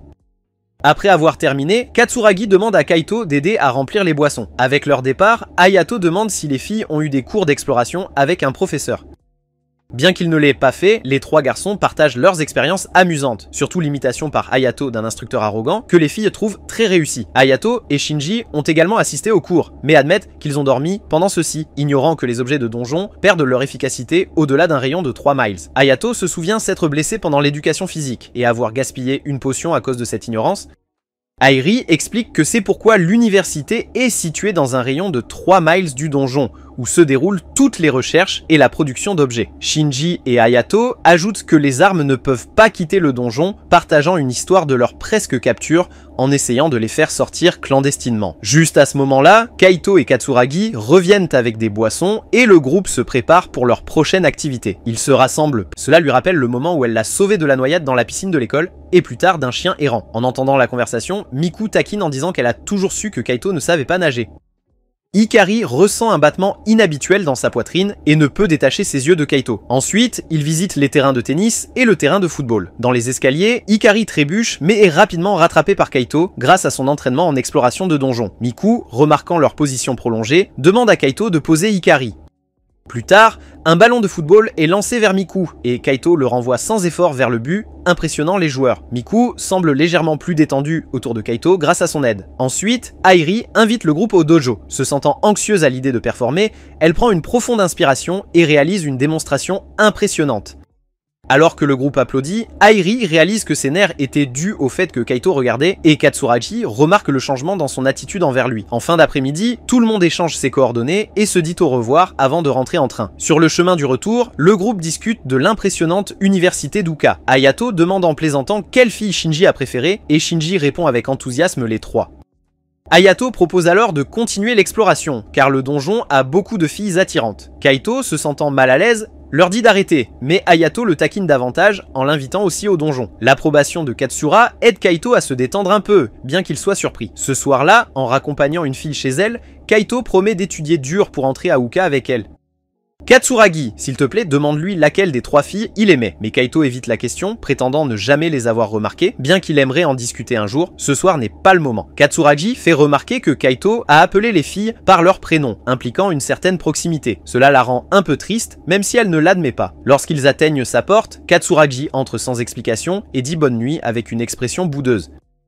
Plus tard, en se baignant, Kaito réfléchit à la situation et la rejette comme de la jalousie typique. Il essaie de se convaincre que Katsuragi ne ressentirait pas cela à son égard, mais réalise qu'il doit expliquer pourquoi il n'a pas passé toute la journée avec Lucilia et Sylphie.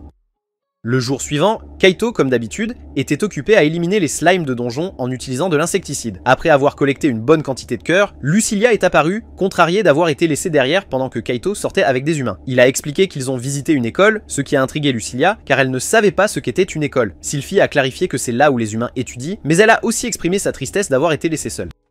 Pour les remonter le moral, Kaito a promis de réserver 3 cœurs pour chacune. Soudain, il a remarqué une rare gelée lumineuse au bord de la grotte. Alors qu'il essayait de faire se concentrer les filles sur la créature, elle ne s'intéressait qu'aux cœurs, exigeant cette fois 200 cœurs.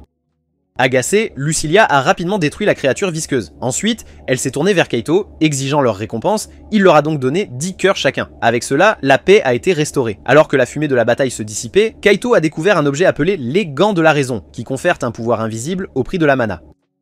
Curieux de ses capacités, Kaito a demandé de l'aide aux filles, mais elles ont eu du mal à discerner ce que pouvait être le pouvoir invisible. Kaito décide d'utiliser le gant vers l'eau, espérant créer un effet visible, et ça marche. Il se demande si ce pouvoir pourrait être efficace sur les humains, mais doute de son utilité contre les monstres. Lucilia pense que ça ne vaut pas la peine d'essayer, mais Kaito insiste et a une idée, combinant le gant avec une autre capacité. Il frappe avec son épée, tout en utilisant le gant, tranchant dans l'air et fendant l'eau en dessous, avec un petit bloc de glace se formant pendant l'attaque. Fier de ses progrès, Kaito est interrompu lorsque les 3 filles de son groupe apparaissent dans le donjon, ce qui fait froncer les sourcils à Lucilia et Sylphie. Airi invite Kaito à explorer les niveaux plus profonds du donjon, mais il refuse, disant qu'il a besoin d'étudier. Elle insiste et propose une séance d'études plus tard, ce à quoi Kaito accepte, mais il veut que Katsuragi se joigne à eux. Cela rend les autres filles jalouses, mais Kaito les apaise en offrant plus de cœurs. Les humains regardent les petits manger avec des expressions indignées mais amusées, et bientôt le groupe se dirige prudemment vers le 9e étage pour la première fois. Evoque avertit le groupe d'un ennemi puissant à venir. Après avoir consulté la carte, il réalise qu'il n'y a pas moyen de l'éviter. Lucilia déclare avec assurance qu'elle peut vaincre le monstre si nécessaire, mais Airi, plus expérimenté, leur rappelle qu'ils peuvent toujours battre en retraite si les choses tournent mal. Il continue et rencontre bientôt un redoutable Orthos, un monstre qui ne devrait pas être à cet étage. Kaito suggère qu'il se retire, et Airi est d'accord, mais avant qu'ils ne puissent agir, les Orthos attaquent. Lucilia les avertit de son souffle de feu, tandis que Kaito demande à Sylphie de protéger le groupe avec une barrière. Airi et Miku préparent leurs armes magiques, et Hikari utilise vagues de terre pour immobiliser les Orthos, rendant le sol collant et ralentissant son mouvement. Kaito ordonne à Lucilia de frapper avec les flammes de la destruction, mais l'attaque blesse à peine le monstre. L'Orthos riposte avec un souffle de feu, et bien que le bouclier de Sylphie bloque la plupart des dommages, la chaleur reste intense. Lucilia utilise alors son souffle corrosif, piégeant brièvement l'Orthos, permettant à Miku de commander une autre attaque. Cependant, aucune de ces attaques ne se révèle efficace. Pour changer la donne, Kaito décide de servir d'appât en demandant à Lucilia d'attaquer le ventre de l'Orthos pendant qu'il est distrait. Elle suit ses instructions et inflige plus de dégâts, mais ce n'est toujours pas suffisant.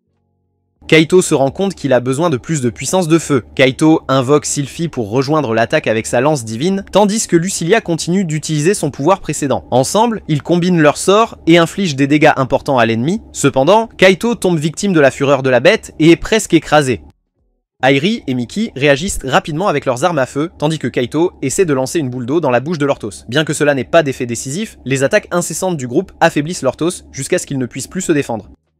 Kaito termine le combat avec une nouvelle technique de coupure à longue portée menant à leur victoire. Tout le monde est ravi mais épuisé, surtout les filles qui ont besoin de se reposer avant de continuer. Lucilia se demande pourquoi un Orthos était là alors que la Valkyrie ressent une présence plus puissante. Soudain, une voix presque humaine émerge de la grotte, révélant un démon. Le groupe est perplexe face à la présence du démon si près de la surface, soupçonnant qu'il contrôlait l'Orthos. Le démon avertit que personne ne s'échappera, utilisant un cauchemar sombre pour les piéger. Sylphie protège ses alliés avec le mur de la Vierge, forçant le démon à reconnaître son efficacité. Doutant que sa défense puisse supporter une nouvelle attaque, Kaito anticipe une charge éclair que personne ne pourrait voir venir. La Valkyrie, totalement renforcée, maintient le bouclier magique tandis que l'équipe attaque de l'intérieur. Malgré leurs efforts combinés, le démon reste intact. En analysant les statistiques du démon, Kaito découvre son nom, Berulia, et se rend compte que ses points de vie sont à peine entamés. Lucilia propose de rejoindre l'attaque, mais Kaito hésite, inquiet de perdre la protection du bouclier. Airi le rassure, incitant Kaito à ordonner à Sylphie d'abaisser le bouclier et de rejoindre la bataille. Avec la Valkyrie dans la mêlée, l'équipe reprend son attaque mais Berulia reste indemne. Ses attaques toujours rapides. Dans un mouvement soudain, le démon manque de tuer Kaito, mais Airi intervient juste à temps. Le démon riposte et Kaito contre-attaque avec une capacité explosive, brisant l'épée offerte par un duc et infligeant un coup critique. Enragé, Berulia lance une rafale de coups de poing, brisant le bouclier de glace de Kaito et le laissant gravement blessé. Sylphie et Lucilia, furieuses de la blessure de leur maître, attaquent avec une vigueur renouvelée. Pendant ce temps, Kaito prend une potion pour récupérer, mais réalise qu'il a besoin d'une nouvelle stratégie. Il appelle d'urgence Miku à l'aide. Sans délai, la fille reprend son assaut avec Snatch, permettant à Kaito de profiter de la distraction pour frapper le démon par derrière avec l'épée magique Baldr. Son pouvoir d'explosion inflige enfin des dégâts sérieux. En réponse, le démon se régénère avec la guérison sombre et attaque avec une fureur accrue. Un seul coup de poing met presque Kaito à terre. Les autres essaient d'empêcher Berulia de l'atteindre, mais échouent. Désespéré, Kaito se souvient de la capacité beauté de la gourmandise de Lucilia, qui augmente ses statistiques en consommant les points de vie de la cible. Il lui demande de l'utiliser comme cible, même si cela met sa vie en danger. Sans autre choix, le démon accepte et se transforme. L'ennemi utilise à nouveau le cauchemar sombre, mais cette fois Lucilia, étant de la classe vicomtesse, ne subit aucun dégât. Réalisant son erreur, Berulia perd sa confiance, et Lucilia invoque la tempête de poussière tueuse de Dieu, le vainquant instantanément. Ensuite, malgré Kaito étant au bord de la mort, Lucilia exige une promesse de la traiter aussi bien que Shia. Kaito accepte, presque en s'évanouissant. Pendant le repos, Kaito obtient H-point de GP et une nouvelle compétence, résistance à la douleur, après avoir enduré la beauté de la gourmandise. Lucilia promet d'aller plus lentement la prochaine fois, ce qui désespère Kaito. L'équipe, maintenant plus forte, célèbre leur victoire ensemble, et Kaito contemple le plus grand cœur magique qu'il ait jamais vu. Berulia, le démon, laisse tomber une carte de serviteur que Lucilia veut que Kaito vende car elle considère le démon trop faible. Ignorant ces paroles, Kaito invoque le démon, qui est désormais plus petit et plus faible, jurant une loyauté éternelle. Agacé, Kaito demande un retour, presque au point de faire pleurer le petit démon. Plus tard, dans les douches du donjon, Kaito déplore le gaspillage de ses efforts, tandis que Berulia essaie de le convaincre de garder le démon. Lorsque vient le moment de vendre le cœur magique d'Orthos, l'employé du donjon est choqué qu'ils aient vaincu un monstre aussi puissant au 9e étage, et offre 24 millions de yens pour le cœur. Kaito, bouleversé par cette somme, suggère impulsivement de partager l'argent en 4 parts, mais les filles, qui sont riches, insiste pour qu'il garde tout. Il soutient que l'argent devrait être partagé puisque le groupe a vaincu le monstre et l'employé fournit la documentation fiscale. Après avoir traité les taxes, le groupe savoure un dessert aux fruits et discute de la façon dont Kaito a un don pour attirer les Shōnen spéciales ayant acquis 3 cartes de serviteur. Il y réfléchit brièvement avant de décider que ça ne vaut pas la peine de trop y réfléchir. La scène se déplace vers Miku, parlant avec Hikari au téléphone. Hikari est ravie de l'attaque à venir et impatiente de voir les nouvelles capacités de tout le monde. Miku lui suggère de se détendre et de se reposer si nécessaire, mais Hikari passe outre, insistant qu'elle va bien et ne veut pas perdre de temps. Miku est d'accord et raccroche. Après avoir raccroché, Hikari abandonne son attitude dure et commence à tousser, révélant qu'elle n'est pas aussi bien qu'elle le prétend. Ensuite, c'est le week-end et Kaito et son équipe sont dans un donjon. Kaito demande à Berulia de démontrer son pouvoir, mais Berulia demande avec hésitation une arme appropriée d'abord, surprenant Kaito puisque Berulia n'en a pas. Lucilia rappelle à Kaito qu'il a cassé la dernière arme de Berulia, Alors Kaito fouille dans son sac et tend à Berulia une tige de tungstène. Berulia hésite et demande plutôt une épée, ce qui offense Sylphie et Lucilia. Berulia s'excuse rapidement et accepte la tige, expliquant que c'est tout ce que Kaito a. Berulia utilise ensuite la baguette pour vaincre facilement les monstres, impressionnant Kaito, qui réalise que Berulia pourrait être plus fort que lui. Berulia admet qu'il s'adapte encore à son niveau, mais supplie de rester aux côtés de Kaito, exprimant sa loyauté envers Lucilia et Sylphie, ce qui les ravit. Berulia admet qu'il pourrait être un handicap pour le moment, mais promet qu'il finira par être l'épée de Kaito et donnera le meilleur de lui-même. Kaito accepte de le garder, mentionnant que bien que Berulia puisse être plus lent, il est fort. Kaito a hâte de travailler avec lui et Berulia le remercie chaleureusement. Kaito décide de tester quelques compétences en commençant par celle de Berulia. Il s'engage dans quelques combats de monstres, Kaito laissant délibérément ses points de vie baisser pour voir comment fonctionne le sort de soin sombre de Berulia. Lorsque Kaito est sur le point de s'effondrer, il appelle le sort. Berulia le lance et Kaito ressent une petite vague de récupération, remarquant que ses points de vie ne sont que légèrement restaurés. Berulia explique que le remède sombre est principalement utilisé pour soigner les blessures, en restaurant juste assez de points de vie pour éviter la mort. Kaito est déçu, espérant le combiner avec la capacité de Lucilia pour en améliorer les effets. Lucilia suggère d'essayer quand même, mais Kaito refuse, en notant ses points de vie bas. Lucilia, non découragée, insiste sur le fait qu'il ne mourra pas instantanément et envisage de se transformer à nouveau en sa forme adulte. Sentant le danger, Kaito tente de fuir, mais il trébuche. Berulia soigne sa blessure avec une autre sombre guérison et Kaito remarque que sa douleur a disparu, réalisant que cette compétence économisera des potions. Berulia rayonne de fierté et le groupe s'enfonce plus profondément dans le donjon, affrontant bientôt un golem métallique alors qu'Airi et les autres montrent leurs compétences. Ikari utilise sa compétence de cercle de glace pour geler le golem sur place, tandis qu'Airi l'achève avec une puissante entaille de fer, le tranchant net en deux. Kaito est impressionné par leur travail d'équipe, mais Airi avertit que sa compétence consomme beaucoup de points de magie, donc elle ne peut pas se permettre de manquer la prochaine fois. Ils affrontent ensuite 3 golems, permettant à Miku et Snatch de briller. Miku lance la danse des illusions pour troubler les golems, tandis que Snatch fonce avec sa compétence de hérisson, les abattant avec précision. Kaito observe à quel point leur travail d'équipe s'est renforcé et décide de tester la nouvelle capacité de Sylphie. Alors qu'ils s'enfoncent plus profondément dans le donjon, plus de monstres apparaissent. Kaito demande à Sylphie d'utiliser sa compétence de chant de la Vierge de Guerre et dit à Uzia et Berulia de se joindre à eux, voulant voir si la compétence de Sylphie augmente la puissance de ses serviteurs. Sylphie commence sa chanson et un ange éthéré apparaît, bénissant Kaito et son équipe avec des puissantes améliorations. Ils ressentent une poussée de force et peuvent prédire facilement les mouvements des monstres. La prochaine vague d'ennemis est vaincue avec un seul coup de chacun d'eux. Après le combat, Weria dit avec enthousiasme à Kaito qu'elle a ressenti un regain de puissance, bien que ce ne soit pas aussi écrasant que la beauté de la gourmandise. Kaito est soulagé de savoir que la compétence de Sylphie bénéficie à ses serviteurs. Il se tourne vers Berulia pour des retours, mais Berulia admet qu'il n'a ressenti aucune différence. Airi suggère que l'effet de la compétence pourrait varier en fonction du niveau de confiance, ce qui laisse Berulia un peu découragé. Airi l'encourage à rester positif, lui rappelant qu'il y a toujours du temps pour établir la confiance. Le reste du groupe l'encourage et Berulia ressent une poussée de détermination. Fièrement, il partage qu'il a commencé comme arrière-garde, mais qu'il est devenu chevalier. Avec de meilleures compétences en épée, il pourrait être encore plus redoutable, suggérant qu'une épée appropriée l'aiderait. Kaito lui dit d'attendre un instant, s'absente brièvement, puis revient avec une épée. En l'attendant à Berulia, il lui demande s'il pourrait mieux faire avec cette arme. Berulia réalise que c'est une épée bâtarde. Bien qu'il ne dise rien au début, les autres se demandent s'il ne l'aime pas. Puis, à la surprise générale, les yeux de Berulia se remplissent de larmes. Il est ravi d'avoir enfin une vraie épée. Kaito promet de faire de son mieux et teste rapidement sa nouvelle épée sur des monstres, les tranchant facilement et impressionnant tout le monde. Berulia, se sentant plus motivé, donne à Kaito les cristaux magiques qu'ils ont collectés. Reconnaissant, Kaito la remercie, ce qui remonte encore plus le moral de Berulia. Il demanda à Berulia de lui enseigner des techniques d'épée et elle accepte avec enthousiasme, mais Kaito mentionne qu'il doit bientôt partir. Sylphie et Lucilia sont curieuses et demandent pourquoi, mais Kaito évite la question jusqu'à ce qu'Airi révèle qu'elles ont un groupe d'études chez elles le lendemain. Les servantes sont déçues, mais Kaito s'excuse et promet de revenir bientôt.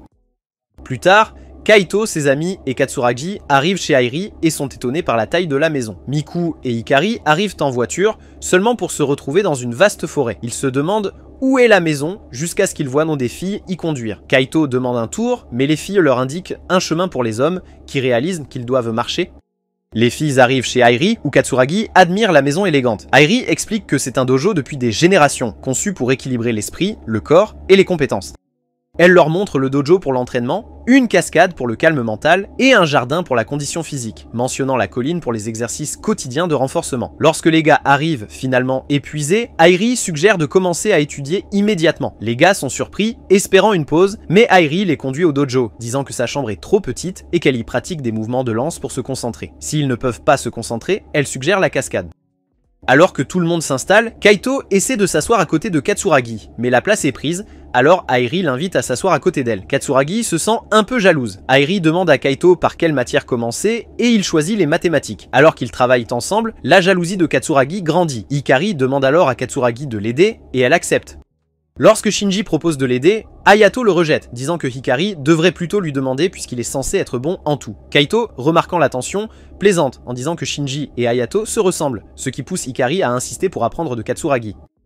Kaito complimente l'enseignement de Katsuragi en plaisantant sur combien il la connaît bien. Les filles deviennent jalouses, alors Kaito précise que lui et Katsuragi sont juste des amis d'enfance. Ayant du mal à se concentrer, Airi suggère une pause aux cascades. Les garçons hésitent à cause du froid, mais rejoignent quand les filles montrent de l'intérêt.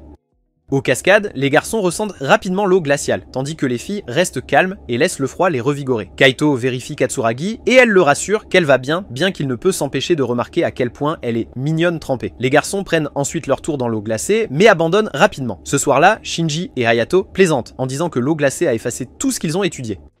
Les filles, cependant, se sont bien amusées et planifient déjà le prochain défi. Le lendemain, tout le monde semble mieux s'entendre, ce qui soulage Kaito. Lucilia et Sylphie entendent Kaito jouer dans la cascade au lieu d'étudier. Elles confirment avec des sourires, disant que le plaisir les a en fait énergisées. Hilary dit avec confiance qu'elles atteindront bientôt le 10e étage.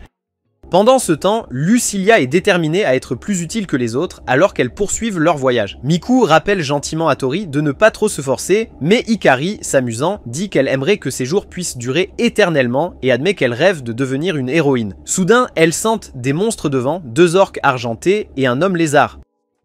Kaito ordonne rapidement à Sylphie de chanter la chanson de la Vierge de Guerre pour améliorer les statistiques de tout le monde. Hikari gèle les monstres avec son cercle de glace, tandis que Berulia attaque l'homme lézard et Airi et Kaito battent rapidement les orques argentés. D'autres monstres apparaissent, mais Muiko et Snack s'en occupent avec une attaque coordonnée. Et Airi, Kaito et Berulia éliminent les dernières menaces. Après la bataille, Kaito est impressionné par la facilité avec laquelle il vainquent les monstres au 9e étage, mais Lucilia se sent frustrée de ne pas pouvoir aider. Elle avoue brusquement qu'elle veut être utile et Kaito la rassure, la calmant. Il distribue des cristaux magiques à tous ses serviteurs et Hikari, avec un sourire plein d'espoir, souhaite avoir davantage de moments comme celui-ci. Lorsque le groupe atteint les escaliers du 10e étage, Kaito hésite, incertain s'ils doivent continuer. Hikari avance avec confiance, mais soudain elle se sent mal et s'effondre. Les autres paniquent en voyant du sang sortir de sa bouche, et Miku, les larmes aux yeux, implore désespérément Hikari de se réveiller. Il y a 2 ans, un homme a malencontreusement appelé Miku par son vrai nom dans un magasin. Elle l'a rapidement corrigé, insistant pour être appelée par son pseudonyme de jeu, Queen. S'excusant, l'homme a demandé si elle voulait se battre en duel. Elle a accepté, surprenant tous ceux qui la reconnaissaient comme la championne en titre. Aizawa, un ancien champion, s'est avancé pour la défier à nouveau, mais a été vaincu. Frustré, il a exigé un autre match, mais Queen a demandé s'il perdait son temps. En colère, Aizawa l'a accusé d'acheter ses victoires, mais elle a répliqué que même les meilleures cartes nécessitent du talent. Sa réponse cinglante a poussé Aizawa à partir en pleurant. Après une autre victoire facile, Miku s'est ennuyée jusqu'à ce qu'une jeune fille la défie. Maintenant, cette même fille, Hikari, est allongée dans un lit d'hôpital et Miku rend visite avec ses amis. Airi a suggéré de partir, mais Miku a insisté pour rester, sachant que certaines blessures ne pouvaient pas être guéries avec des potions. Airi a remarqué quelque chose de différent dans l'état de Hikari et a demandé à Miku si elle savait quelque chose. À ce moment-là, les parents d'Hikari sont arrivés. Son père les a remerciés pour leur soutien, mentionnant combien Hikari aimait passer du temps avec Airi et Kaito au parc. Cela a déclenché des souvenirs pour Miku, la faisant quitter la pièce brusquement. Dehors, elle regardait les familles célébrer Noël, pensant à la joie que Hikari devrait ressentir. Quand Hikari a défié Miku pour la première fois, leur deck était identique, mais leur style de jeu était différent. Après un match serré, Miku a gagné et a suggéré à Hikari de construire un deck qui lui convenait mieux. Ils sont rapidement devenus amis et ont concouru ensemble, remportant un tournoi national. Pendant la cérémonie de remise des prix, Miku a remis le trophée à Hikari, qui s'est soudainement effondré et a été transporté à l'hôpital. Le père d'Hikari a révélé plus tard que sa maladie provoquait une défaillance totale des organes et était incurable. Miku a expliqué que les médicaments masquaient les symptômes d'Hikari et que ses statistiques s'amélioraient dans les donjons, ce qui augmentait sa résistance. Son père a alors compris que l'état d'Hikari s'était aggravé parce qu'elle s'était éclipsée dans les donjons en prétendant aller au parc. Miku s'est excusé d'avoir révélé cela, mais son père a compris que c'était ce qu'Hikari voulait. Kaito ne comprenait pas pourquoi Hikari risquerait sa vie dans les donjons, mais Miku a expliqué qu'Hikari croyait en un remède appelé l'élixir, uniquement trouvé dans les donjons. Elle pensait que le trouver pourrait aider d'autres personnes avec sa condition. Miku admirait la détermination de Hikari et a accepté de l'aider. Elles se sont embrassées et Hikari se sentait pleine d'espoir de devenir une héroïne pour ceux souffrant de la même maladie. Ensuite, le père de Hikari a remercié Miku d'être une bonne amie et d'explorer le donjon avec elle. Cela a rempli Miku de bonheur et elle a modestement dit qu'elle faisait juste ce qu'elle pouvait. Kaito avait l'impression d'avoir déjà entendu cette phrase. Comme Hikari voulait être un héros pour les malades, Miku a décidé d'être son héroïne personnelle. Elle s'excusa alors auprès d'Airi de ne pas l'avoir mentionné plus tôt, mais Airi a dit qu'elle aurait fait la même chose et a proposé d'aider à chercher l'élixir. Miku regrettait que l'élixir pourrait ne même pas exister, mais Airi l'assurait qu'elle y croyait autant que leurs amis. Kaito rejoignit le groupe et ils planifièrent d'aller au 10e étage du donjon le lendemain pour chercher l'élixir. À leur arrivée, ils furent attaqués par des chameaux en charge. Kaito demanda à Sylphie d'utiliser la chanson de la Valkyrie pour l'amélioration, et Miku utilisa ensuite la danse des visions pour frapper l'un des chameaux avec son épée. Airi a utilisé son pouvoir pour vaincre un autre monstre, et Berulia a utilisé sa force brute pour tuer le dernier. Après leur victoire, le groupe a réalisé qu'il faudrait vaincre beaucoup d'autres monstres pour trouver le remède. Luke réfléchissait à ces moments avec Hikari, se sentant inspiré pour continuer la quête malgré l'extérieur dur d'Hikari. Kaito, sachant qu'ils étaient dans un désert, ne pouvait s'empêcher de commenter à quel point il faisait insupportablement chaud malgré l'absence du soleil. Airi, buvant son eau, a convenu que le donjon était un endroit étrange. Kaito a demandé si les serviteurs ressentaient la chaleur, mais cela ne semblait pas les déranger, surtout Lucilia, qui avait affronté pire dans le royaume des démons. Berulia, se sentant exclue, a cherché l'attention de Kaito, mais a vite remarqué quelque chose dans le coin de la grotte, ce qui l'a poussé à ordonner à tout le monde de rester vigilant. Sylphie a ressenti quelque chose de bizarre et a essayé d'avertir Kaito d'un mouvement sous lui, mais une créature a soudainement émergé du sable, s'enroulant autour de lui. Berulia l'a identifié comme un ver de sable. Lucilia se préparait à libérer ses flammes de destruction, mais Sylphie lui a rappelé que Kaito était en danger. Miku a alors utilisé sa magie pour faire lâcher Kaito par le ver. Juste au moment où Lucilia était sur le point de frapper, Berulia a rapidement vaincu le monstre avec son épée. Reconnaissant, Kaito a promis de laisser Berulia s'occuper du prochain. De retour à l'hôpital du donjon, l'équipe a partagé son aventure avec Hikari, qui a plaisanté en disant qu'elle voulait voir Kaito se faire attaquer par le ver des sables. Malgré son état, lorsque la voiture est arrivée pour la ramener avec Airi, la fille aînée a dit à Kaito qu'elle voulait être assez forte pour protéger ce qu'elle aimait et qu'elle faisait tout ce qu'elle pouvait maintenant. Cela rappela à Kaito quelque chose qu'il avait entendu auparavant, mais il ne pouvait pas se souvenir exactement. À ce moment-là, Katsuragi appela pour demander des nouvelles de l'état de Hikari. Kaito pensa à mentir pour ne pas l'inquiéter, ce qui fit ressurgir un souvenir. Enfant, il se souvenait que Katsuragi avait traité son père de menteur parce qu'il avait dit qu'il n'entrerait pas dans le donjon. Son père avait expliqué que quelqu'un devait percer ses secrets et qu'il voulait être cette personne, donc il faisait ce qu'il pouvait. Avec cela à l'esprit, Kaito a terminé l'appel décidant de retourner au donjon. Au 10e étage, il s'est résolu à faire tout ce qu'il fallait, tout comme le capitaine Katsuragi et d'autres l'avaient fait, afin qu'il puisse lui aussi devenir un héros. Cependant, sa routine ne semblait pas du tout héroïque. Après une autre journée exténuante, il est rentré chez lui où Katsuragi l'a vu depuis sa fenêtre. Sa première destination était un bain relaxant, mais sa mère l'a grondé pour être rentré tard, lui rappelant de ne pas trop en faire et de se concentrer sur ses études. Se sentant épuisé, Kaito a promis de prendre les choses plus calmement. Le lendemain, Katsuragi a remarqué le bureau vide de Kaito. Il est arrivé en retard, s'excusant d'avoir trop dormi, et le professeur l'a averti de ses retards fréquents. Entre les cours, quelques filles ont discuté d'un nouveau jeu, tandis que Shinji et Hayato étaient déçus que Katsuragi ne puisse pas rendre visite à Hikari. Kaito, comme d'habitude, s'était endormi en classe. Après l'école, bien que fatigué, il a assuré à ses amis qu'il allait bien. Il pensait qu'il irait voir Hikari, mais au lieu de cela, il a fait un détour pour chercher l'élixir près du donjon. Shinji a envisagé d'aider, mais Hayato lui a rappelé qu'ils étaient trop faibles. Alors ils ont passé l'après-midi à jouer aux cartes avec Hikari à l'hôpital. Elle les battait tellement facilement aux cartes que Hayato l'a défiée. Shinji l'a averti d'abandonner, sachant qu'il n'avait aucune chance contre elle dans quoi que ce soit, ce qui a fait rire Hikari. Elle a mentionné qu'elle avait appris de Miku. Hayato a ensuite dit qu'il apporterait un jeu vidéo la prochaine fois, car il était imbattable à Dungeon le Toon 3, mais Hikari a révélé qu'elle avait un rang S+ 50, et Hayato a réalisé qu'il perdrait encore une fois.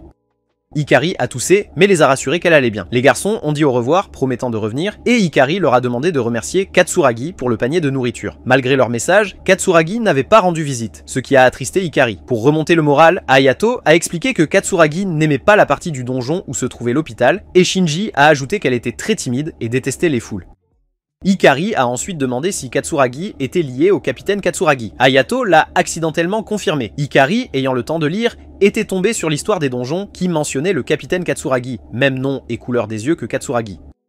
Hayato a finalement admis que le capitaine était le père de Katsuragi, ce que Hikari avait soupçonné. Le livre disait qu'il était un héros, le premier capitaine de l'équipe d'exploration des donjons, mais qu'il avait disparu après avoir atteint le 41e étage. Hikari comprit pourquoi Katsuragi évitait le parc. Il était probablement inquiet pour les aventures de Hikari dans les donjons. Elle pensa brièvement que son ami pourrait être fâché contre elle, mais les garçons la rassurèrent rapidement que ce n'était pas le cas. Pourtant, elle se demandait si le père de Katsuragi, qui avait simplement disparu, pouvait encore être vivant. Déterminée, elle se promit d'atteindre le 41e étage ou d'aller plus loin, espérant que cela inciterait Katsuragi à se sentir à l'aise pour visiter à nouveau le parc. Pendant ce temps, l'équipe de Kaito progressait à travers le donjon, affrontant des ennemis plus forts comme le Sphinx. Sylphie a chanté la chanson de la Valkyrie pour donner un coup de pouce au groupe, et Berulia a bloqué l'attaque de feu du monstre avec son épée. Kaito a ordonné à Lucilia de riposter, et elle a libéré ses flammes destructrices. Bien qu'ils aient atteint le Sphinx, ce n'était pas suffisant pour le vaincre. La créature a chargé Sylphie, qui a téléporté Airi et Miku derrière le monstre. Airi a attaqué de près, tandis que Miku frappait de loin. Kaito a saisi le moment, s'est précipité sous le Sphinx et l'a achevé avec son épée magique. La victoire a fait progresser les humains, mais les serviteurs sont restés inchangés. Tandis que Lucilia était frustrée, Sylphie a mentionné l'objet tombé, mais Kaito l'a écarté comme un simple cœur magique. Airi et Miku savaient que trouver l'élixir serait difficile, alors Kaito a encouragé le groupe à continuer l'expédition. Il visait à atteindre le portail avant la fin de la journée, mais pas avant de donner aux plus petits quelques cœurs magiques à manger, car ils se plaignaient déjà de la faim. Kaito a remis de la nourriture à Lucilia et Sylphie, et bientôt Berulia et Miku sont arrivés avec des regards affamés. Plus tard, le groupe a rencontré le personnel du donjon, qui a rapporté que le butin du jour valait 4 millions de yens. Lorsque le membre du personnel était sur le point d'annoncer combien chacun des 3 membres recevrait, Kaito lui a rappelé qu'Hikari faisait toujours partie de l'équipe et méritait une part. En partant, Kaito a demandé à Airi si elle pouvait rester dans le donjon en semaine, car elle avait précédemment dit qu'elle ne pouvait venir que le week-end. Airi a expliqué que c'était possible tant qu'elle n'avait pas d'engagement universitaire, et a souhaité pouvoir explorer tous les jours. Miku pouvait également venir quand elle était libre. Miku a ensuite demandé à Kaito s'il allait bien, car il semblait pâle, il les a assurés qu'il allait bien et s'est rapidement dirigé vers la gare après avoir dit au revoir.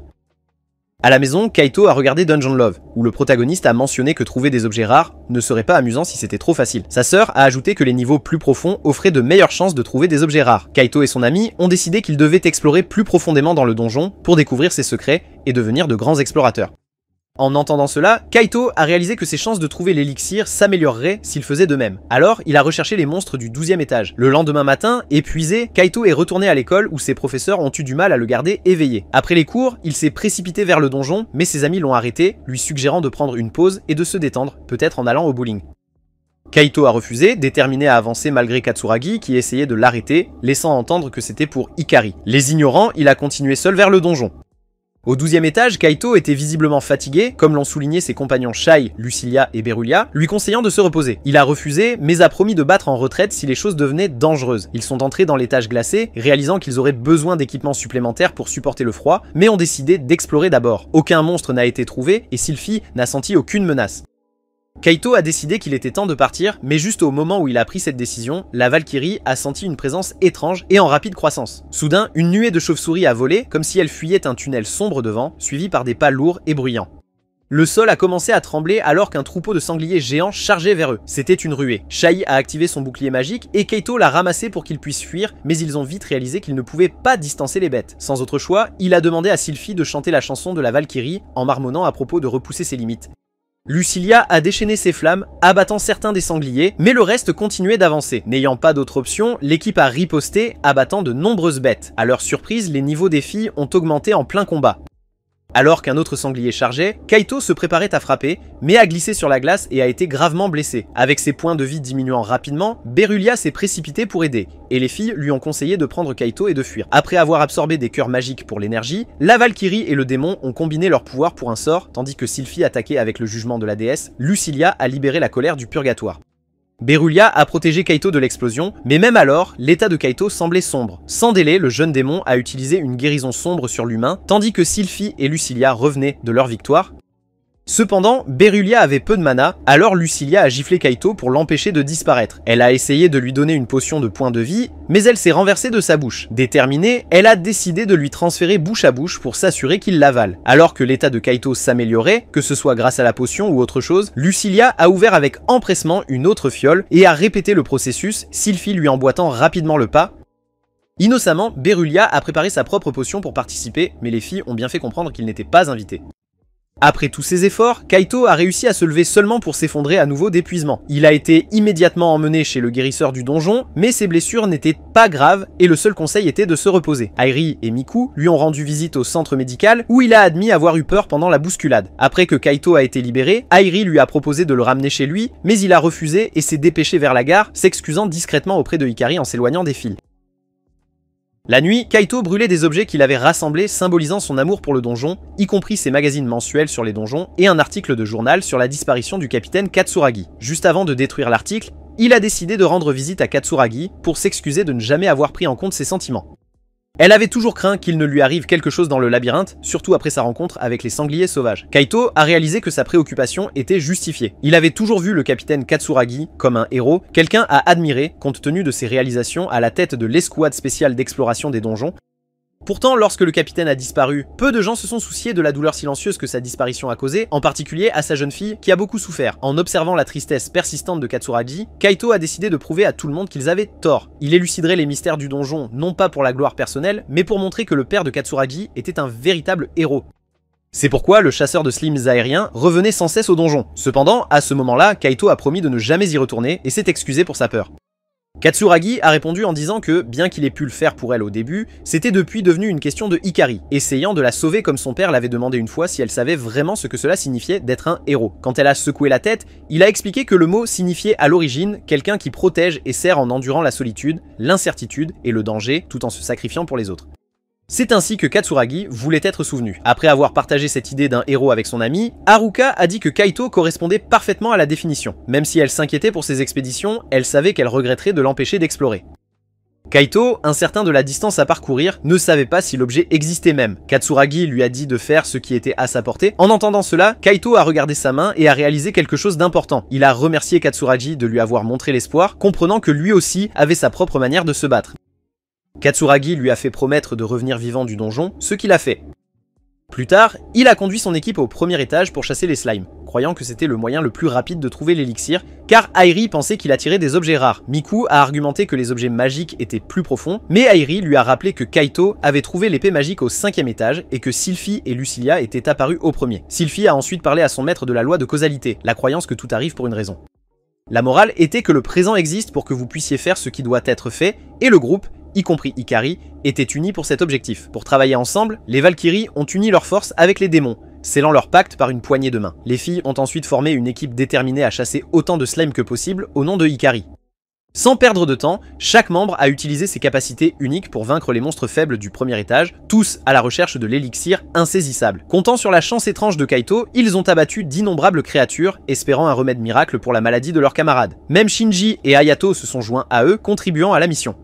Au fil des jours, le groupe a adopté la vision de l'héroïsme du capitaine Katsuragi, qui a commencé à façonner leurs actions et leur vision du monde. Après un long voyage à combattre des slimes, ils ont pris une pause pour profiter des cœurs magiques, bien qu'Airi ait été déçu qu'aucun objet rare ne soit tombé, jusqu'à ce que Shinji souhaite soudainement à tout le monde un joyeux Noël. Hayato a plaisanté en disant qu'il voulait que le Père Noël leur apporte l'élixir, déclenchant un débat entre Sylphie et Luce sur qui était le Père Noël.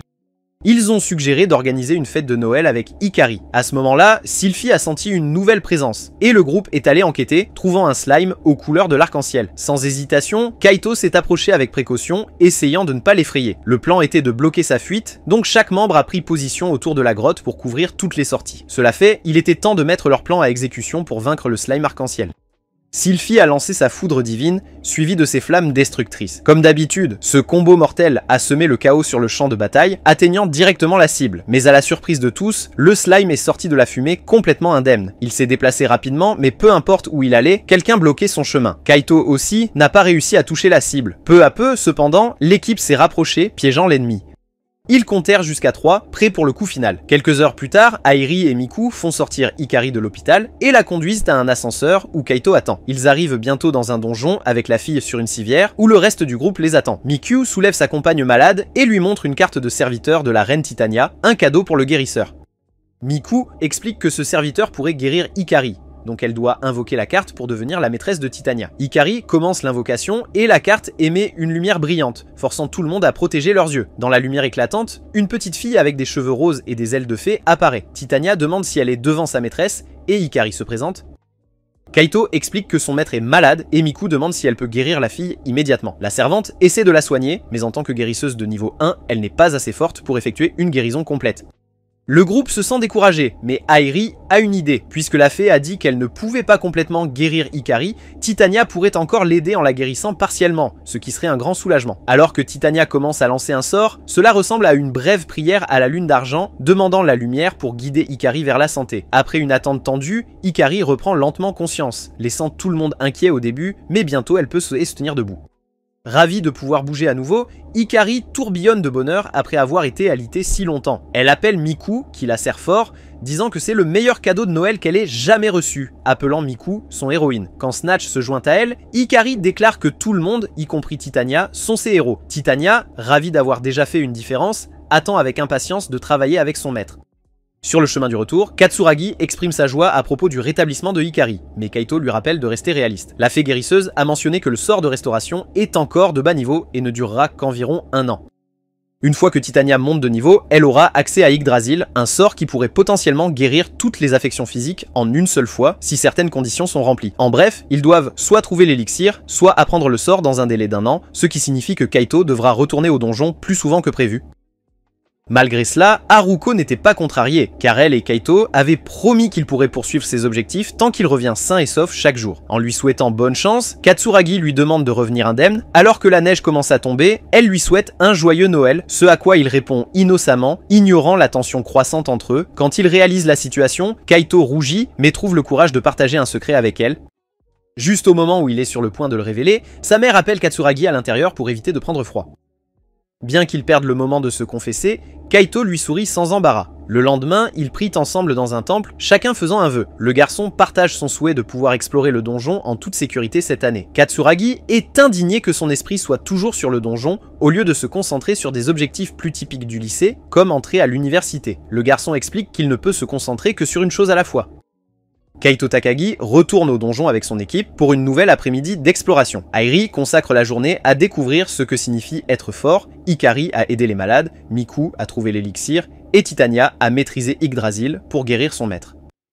Ensemble, ils avancent dans le donjon. Ces donjons mystérieux sont apparus dans le monde entier il y a 13 ans, et Takagi est déterminé à devenir un héros en continuant à les explorer avec son équipe.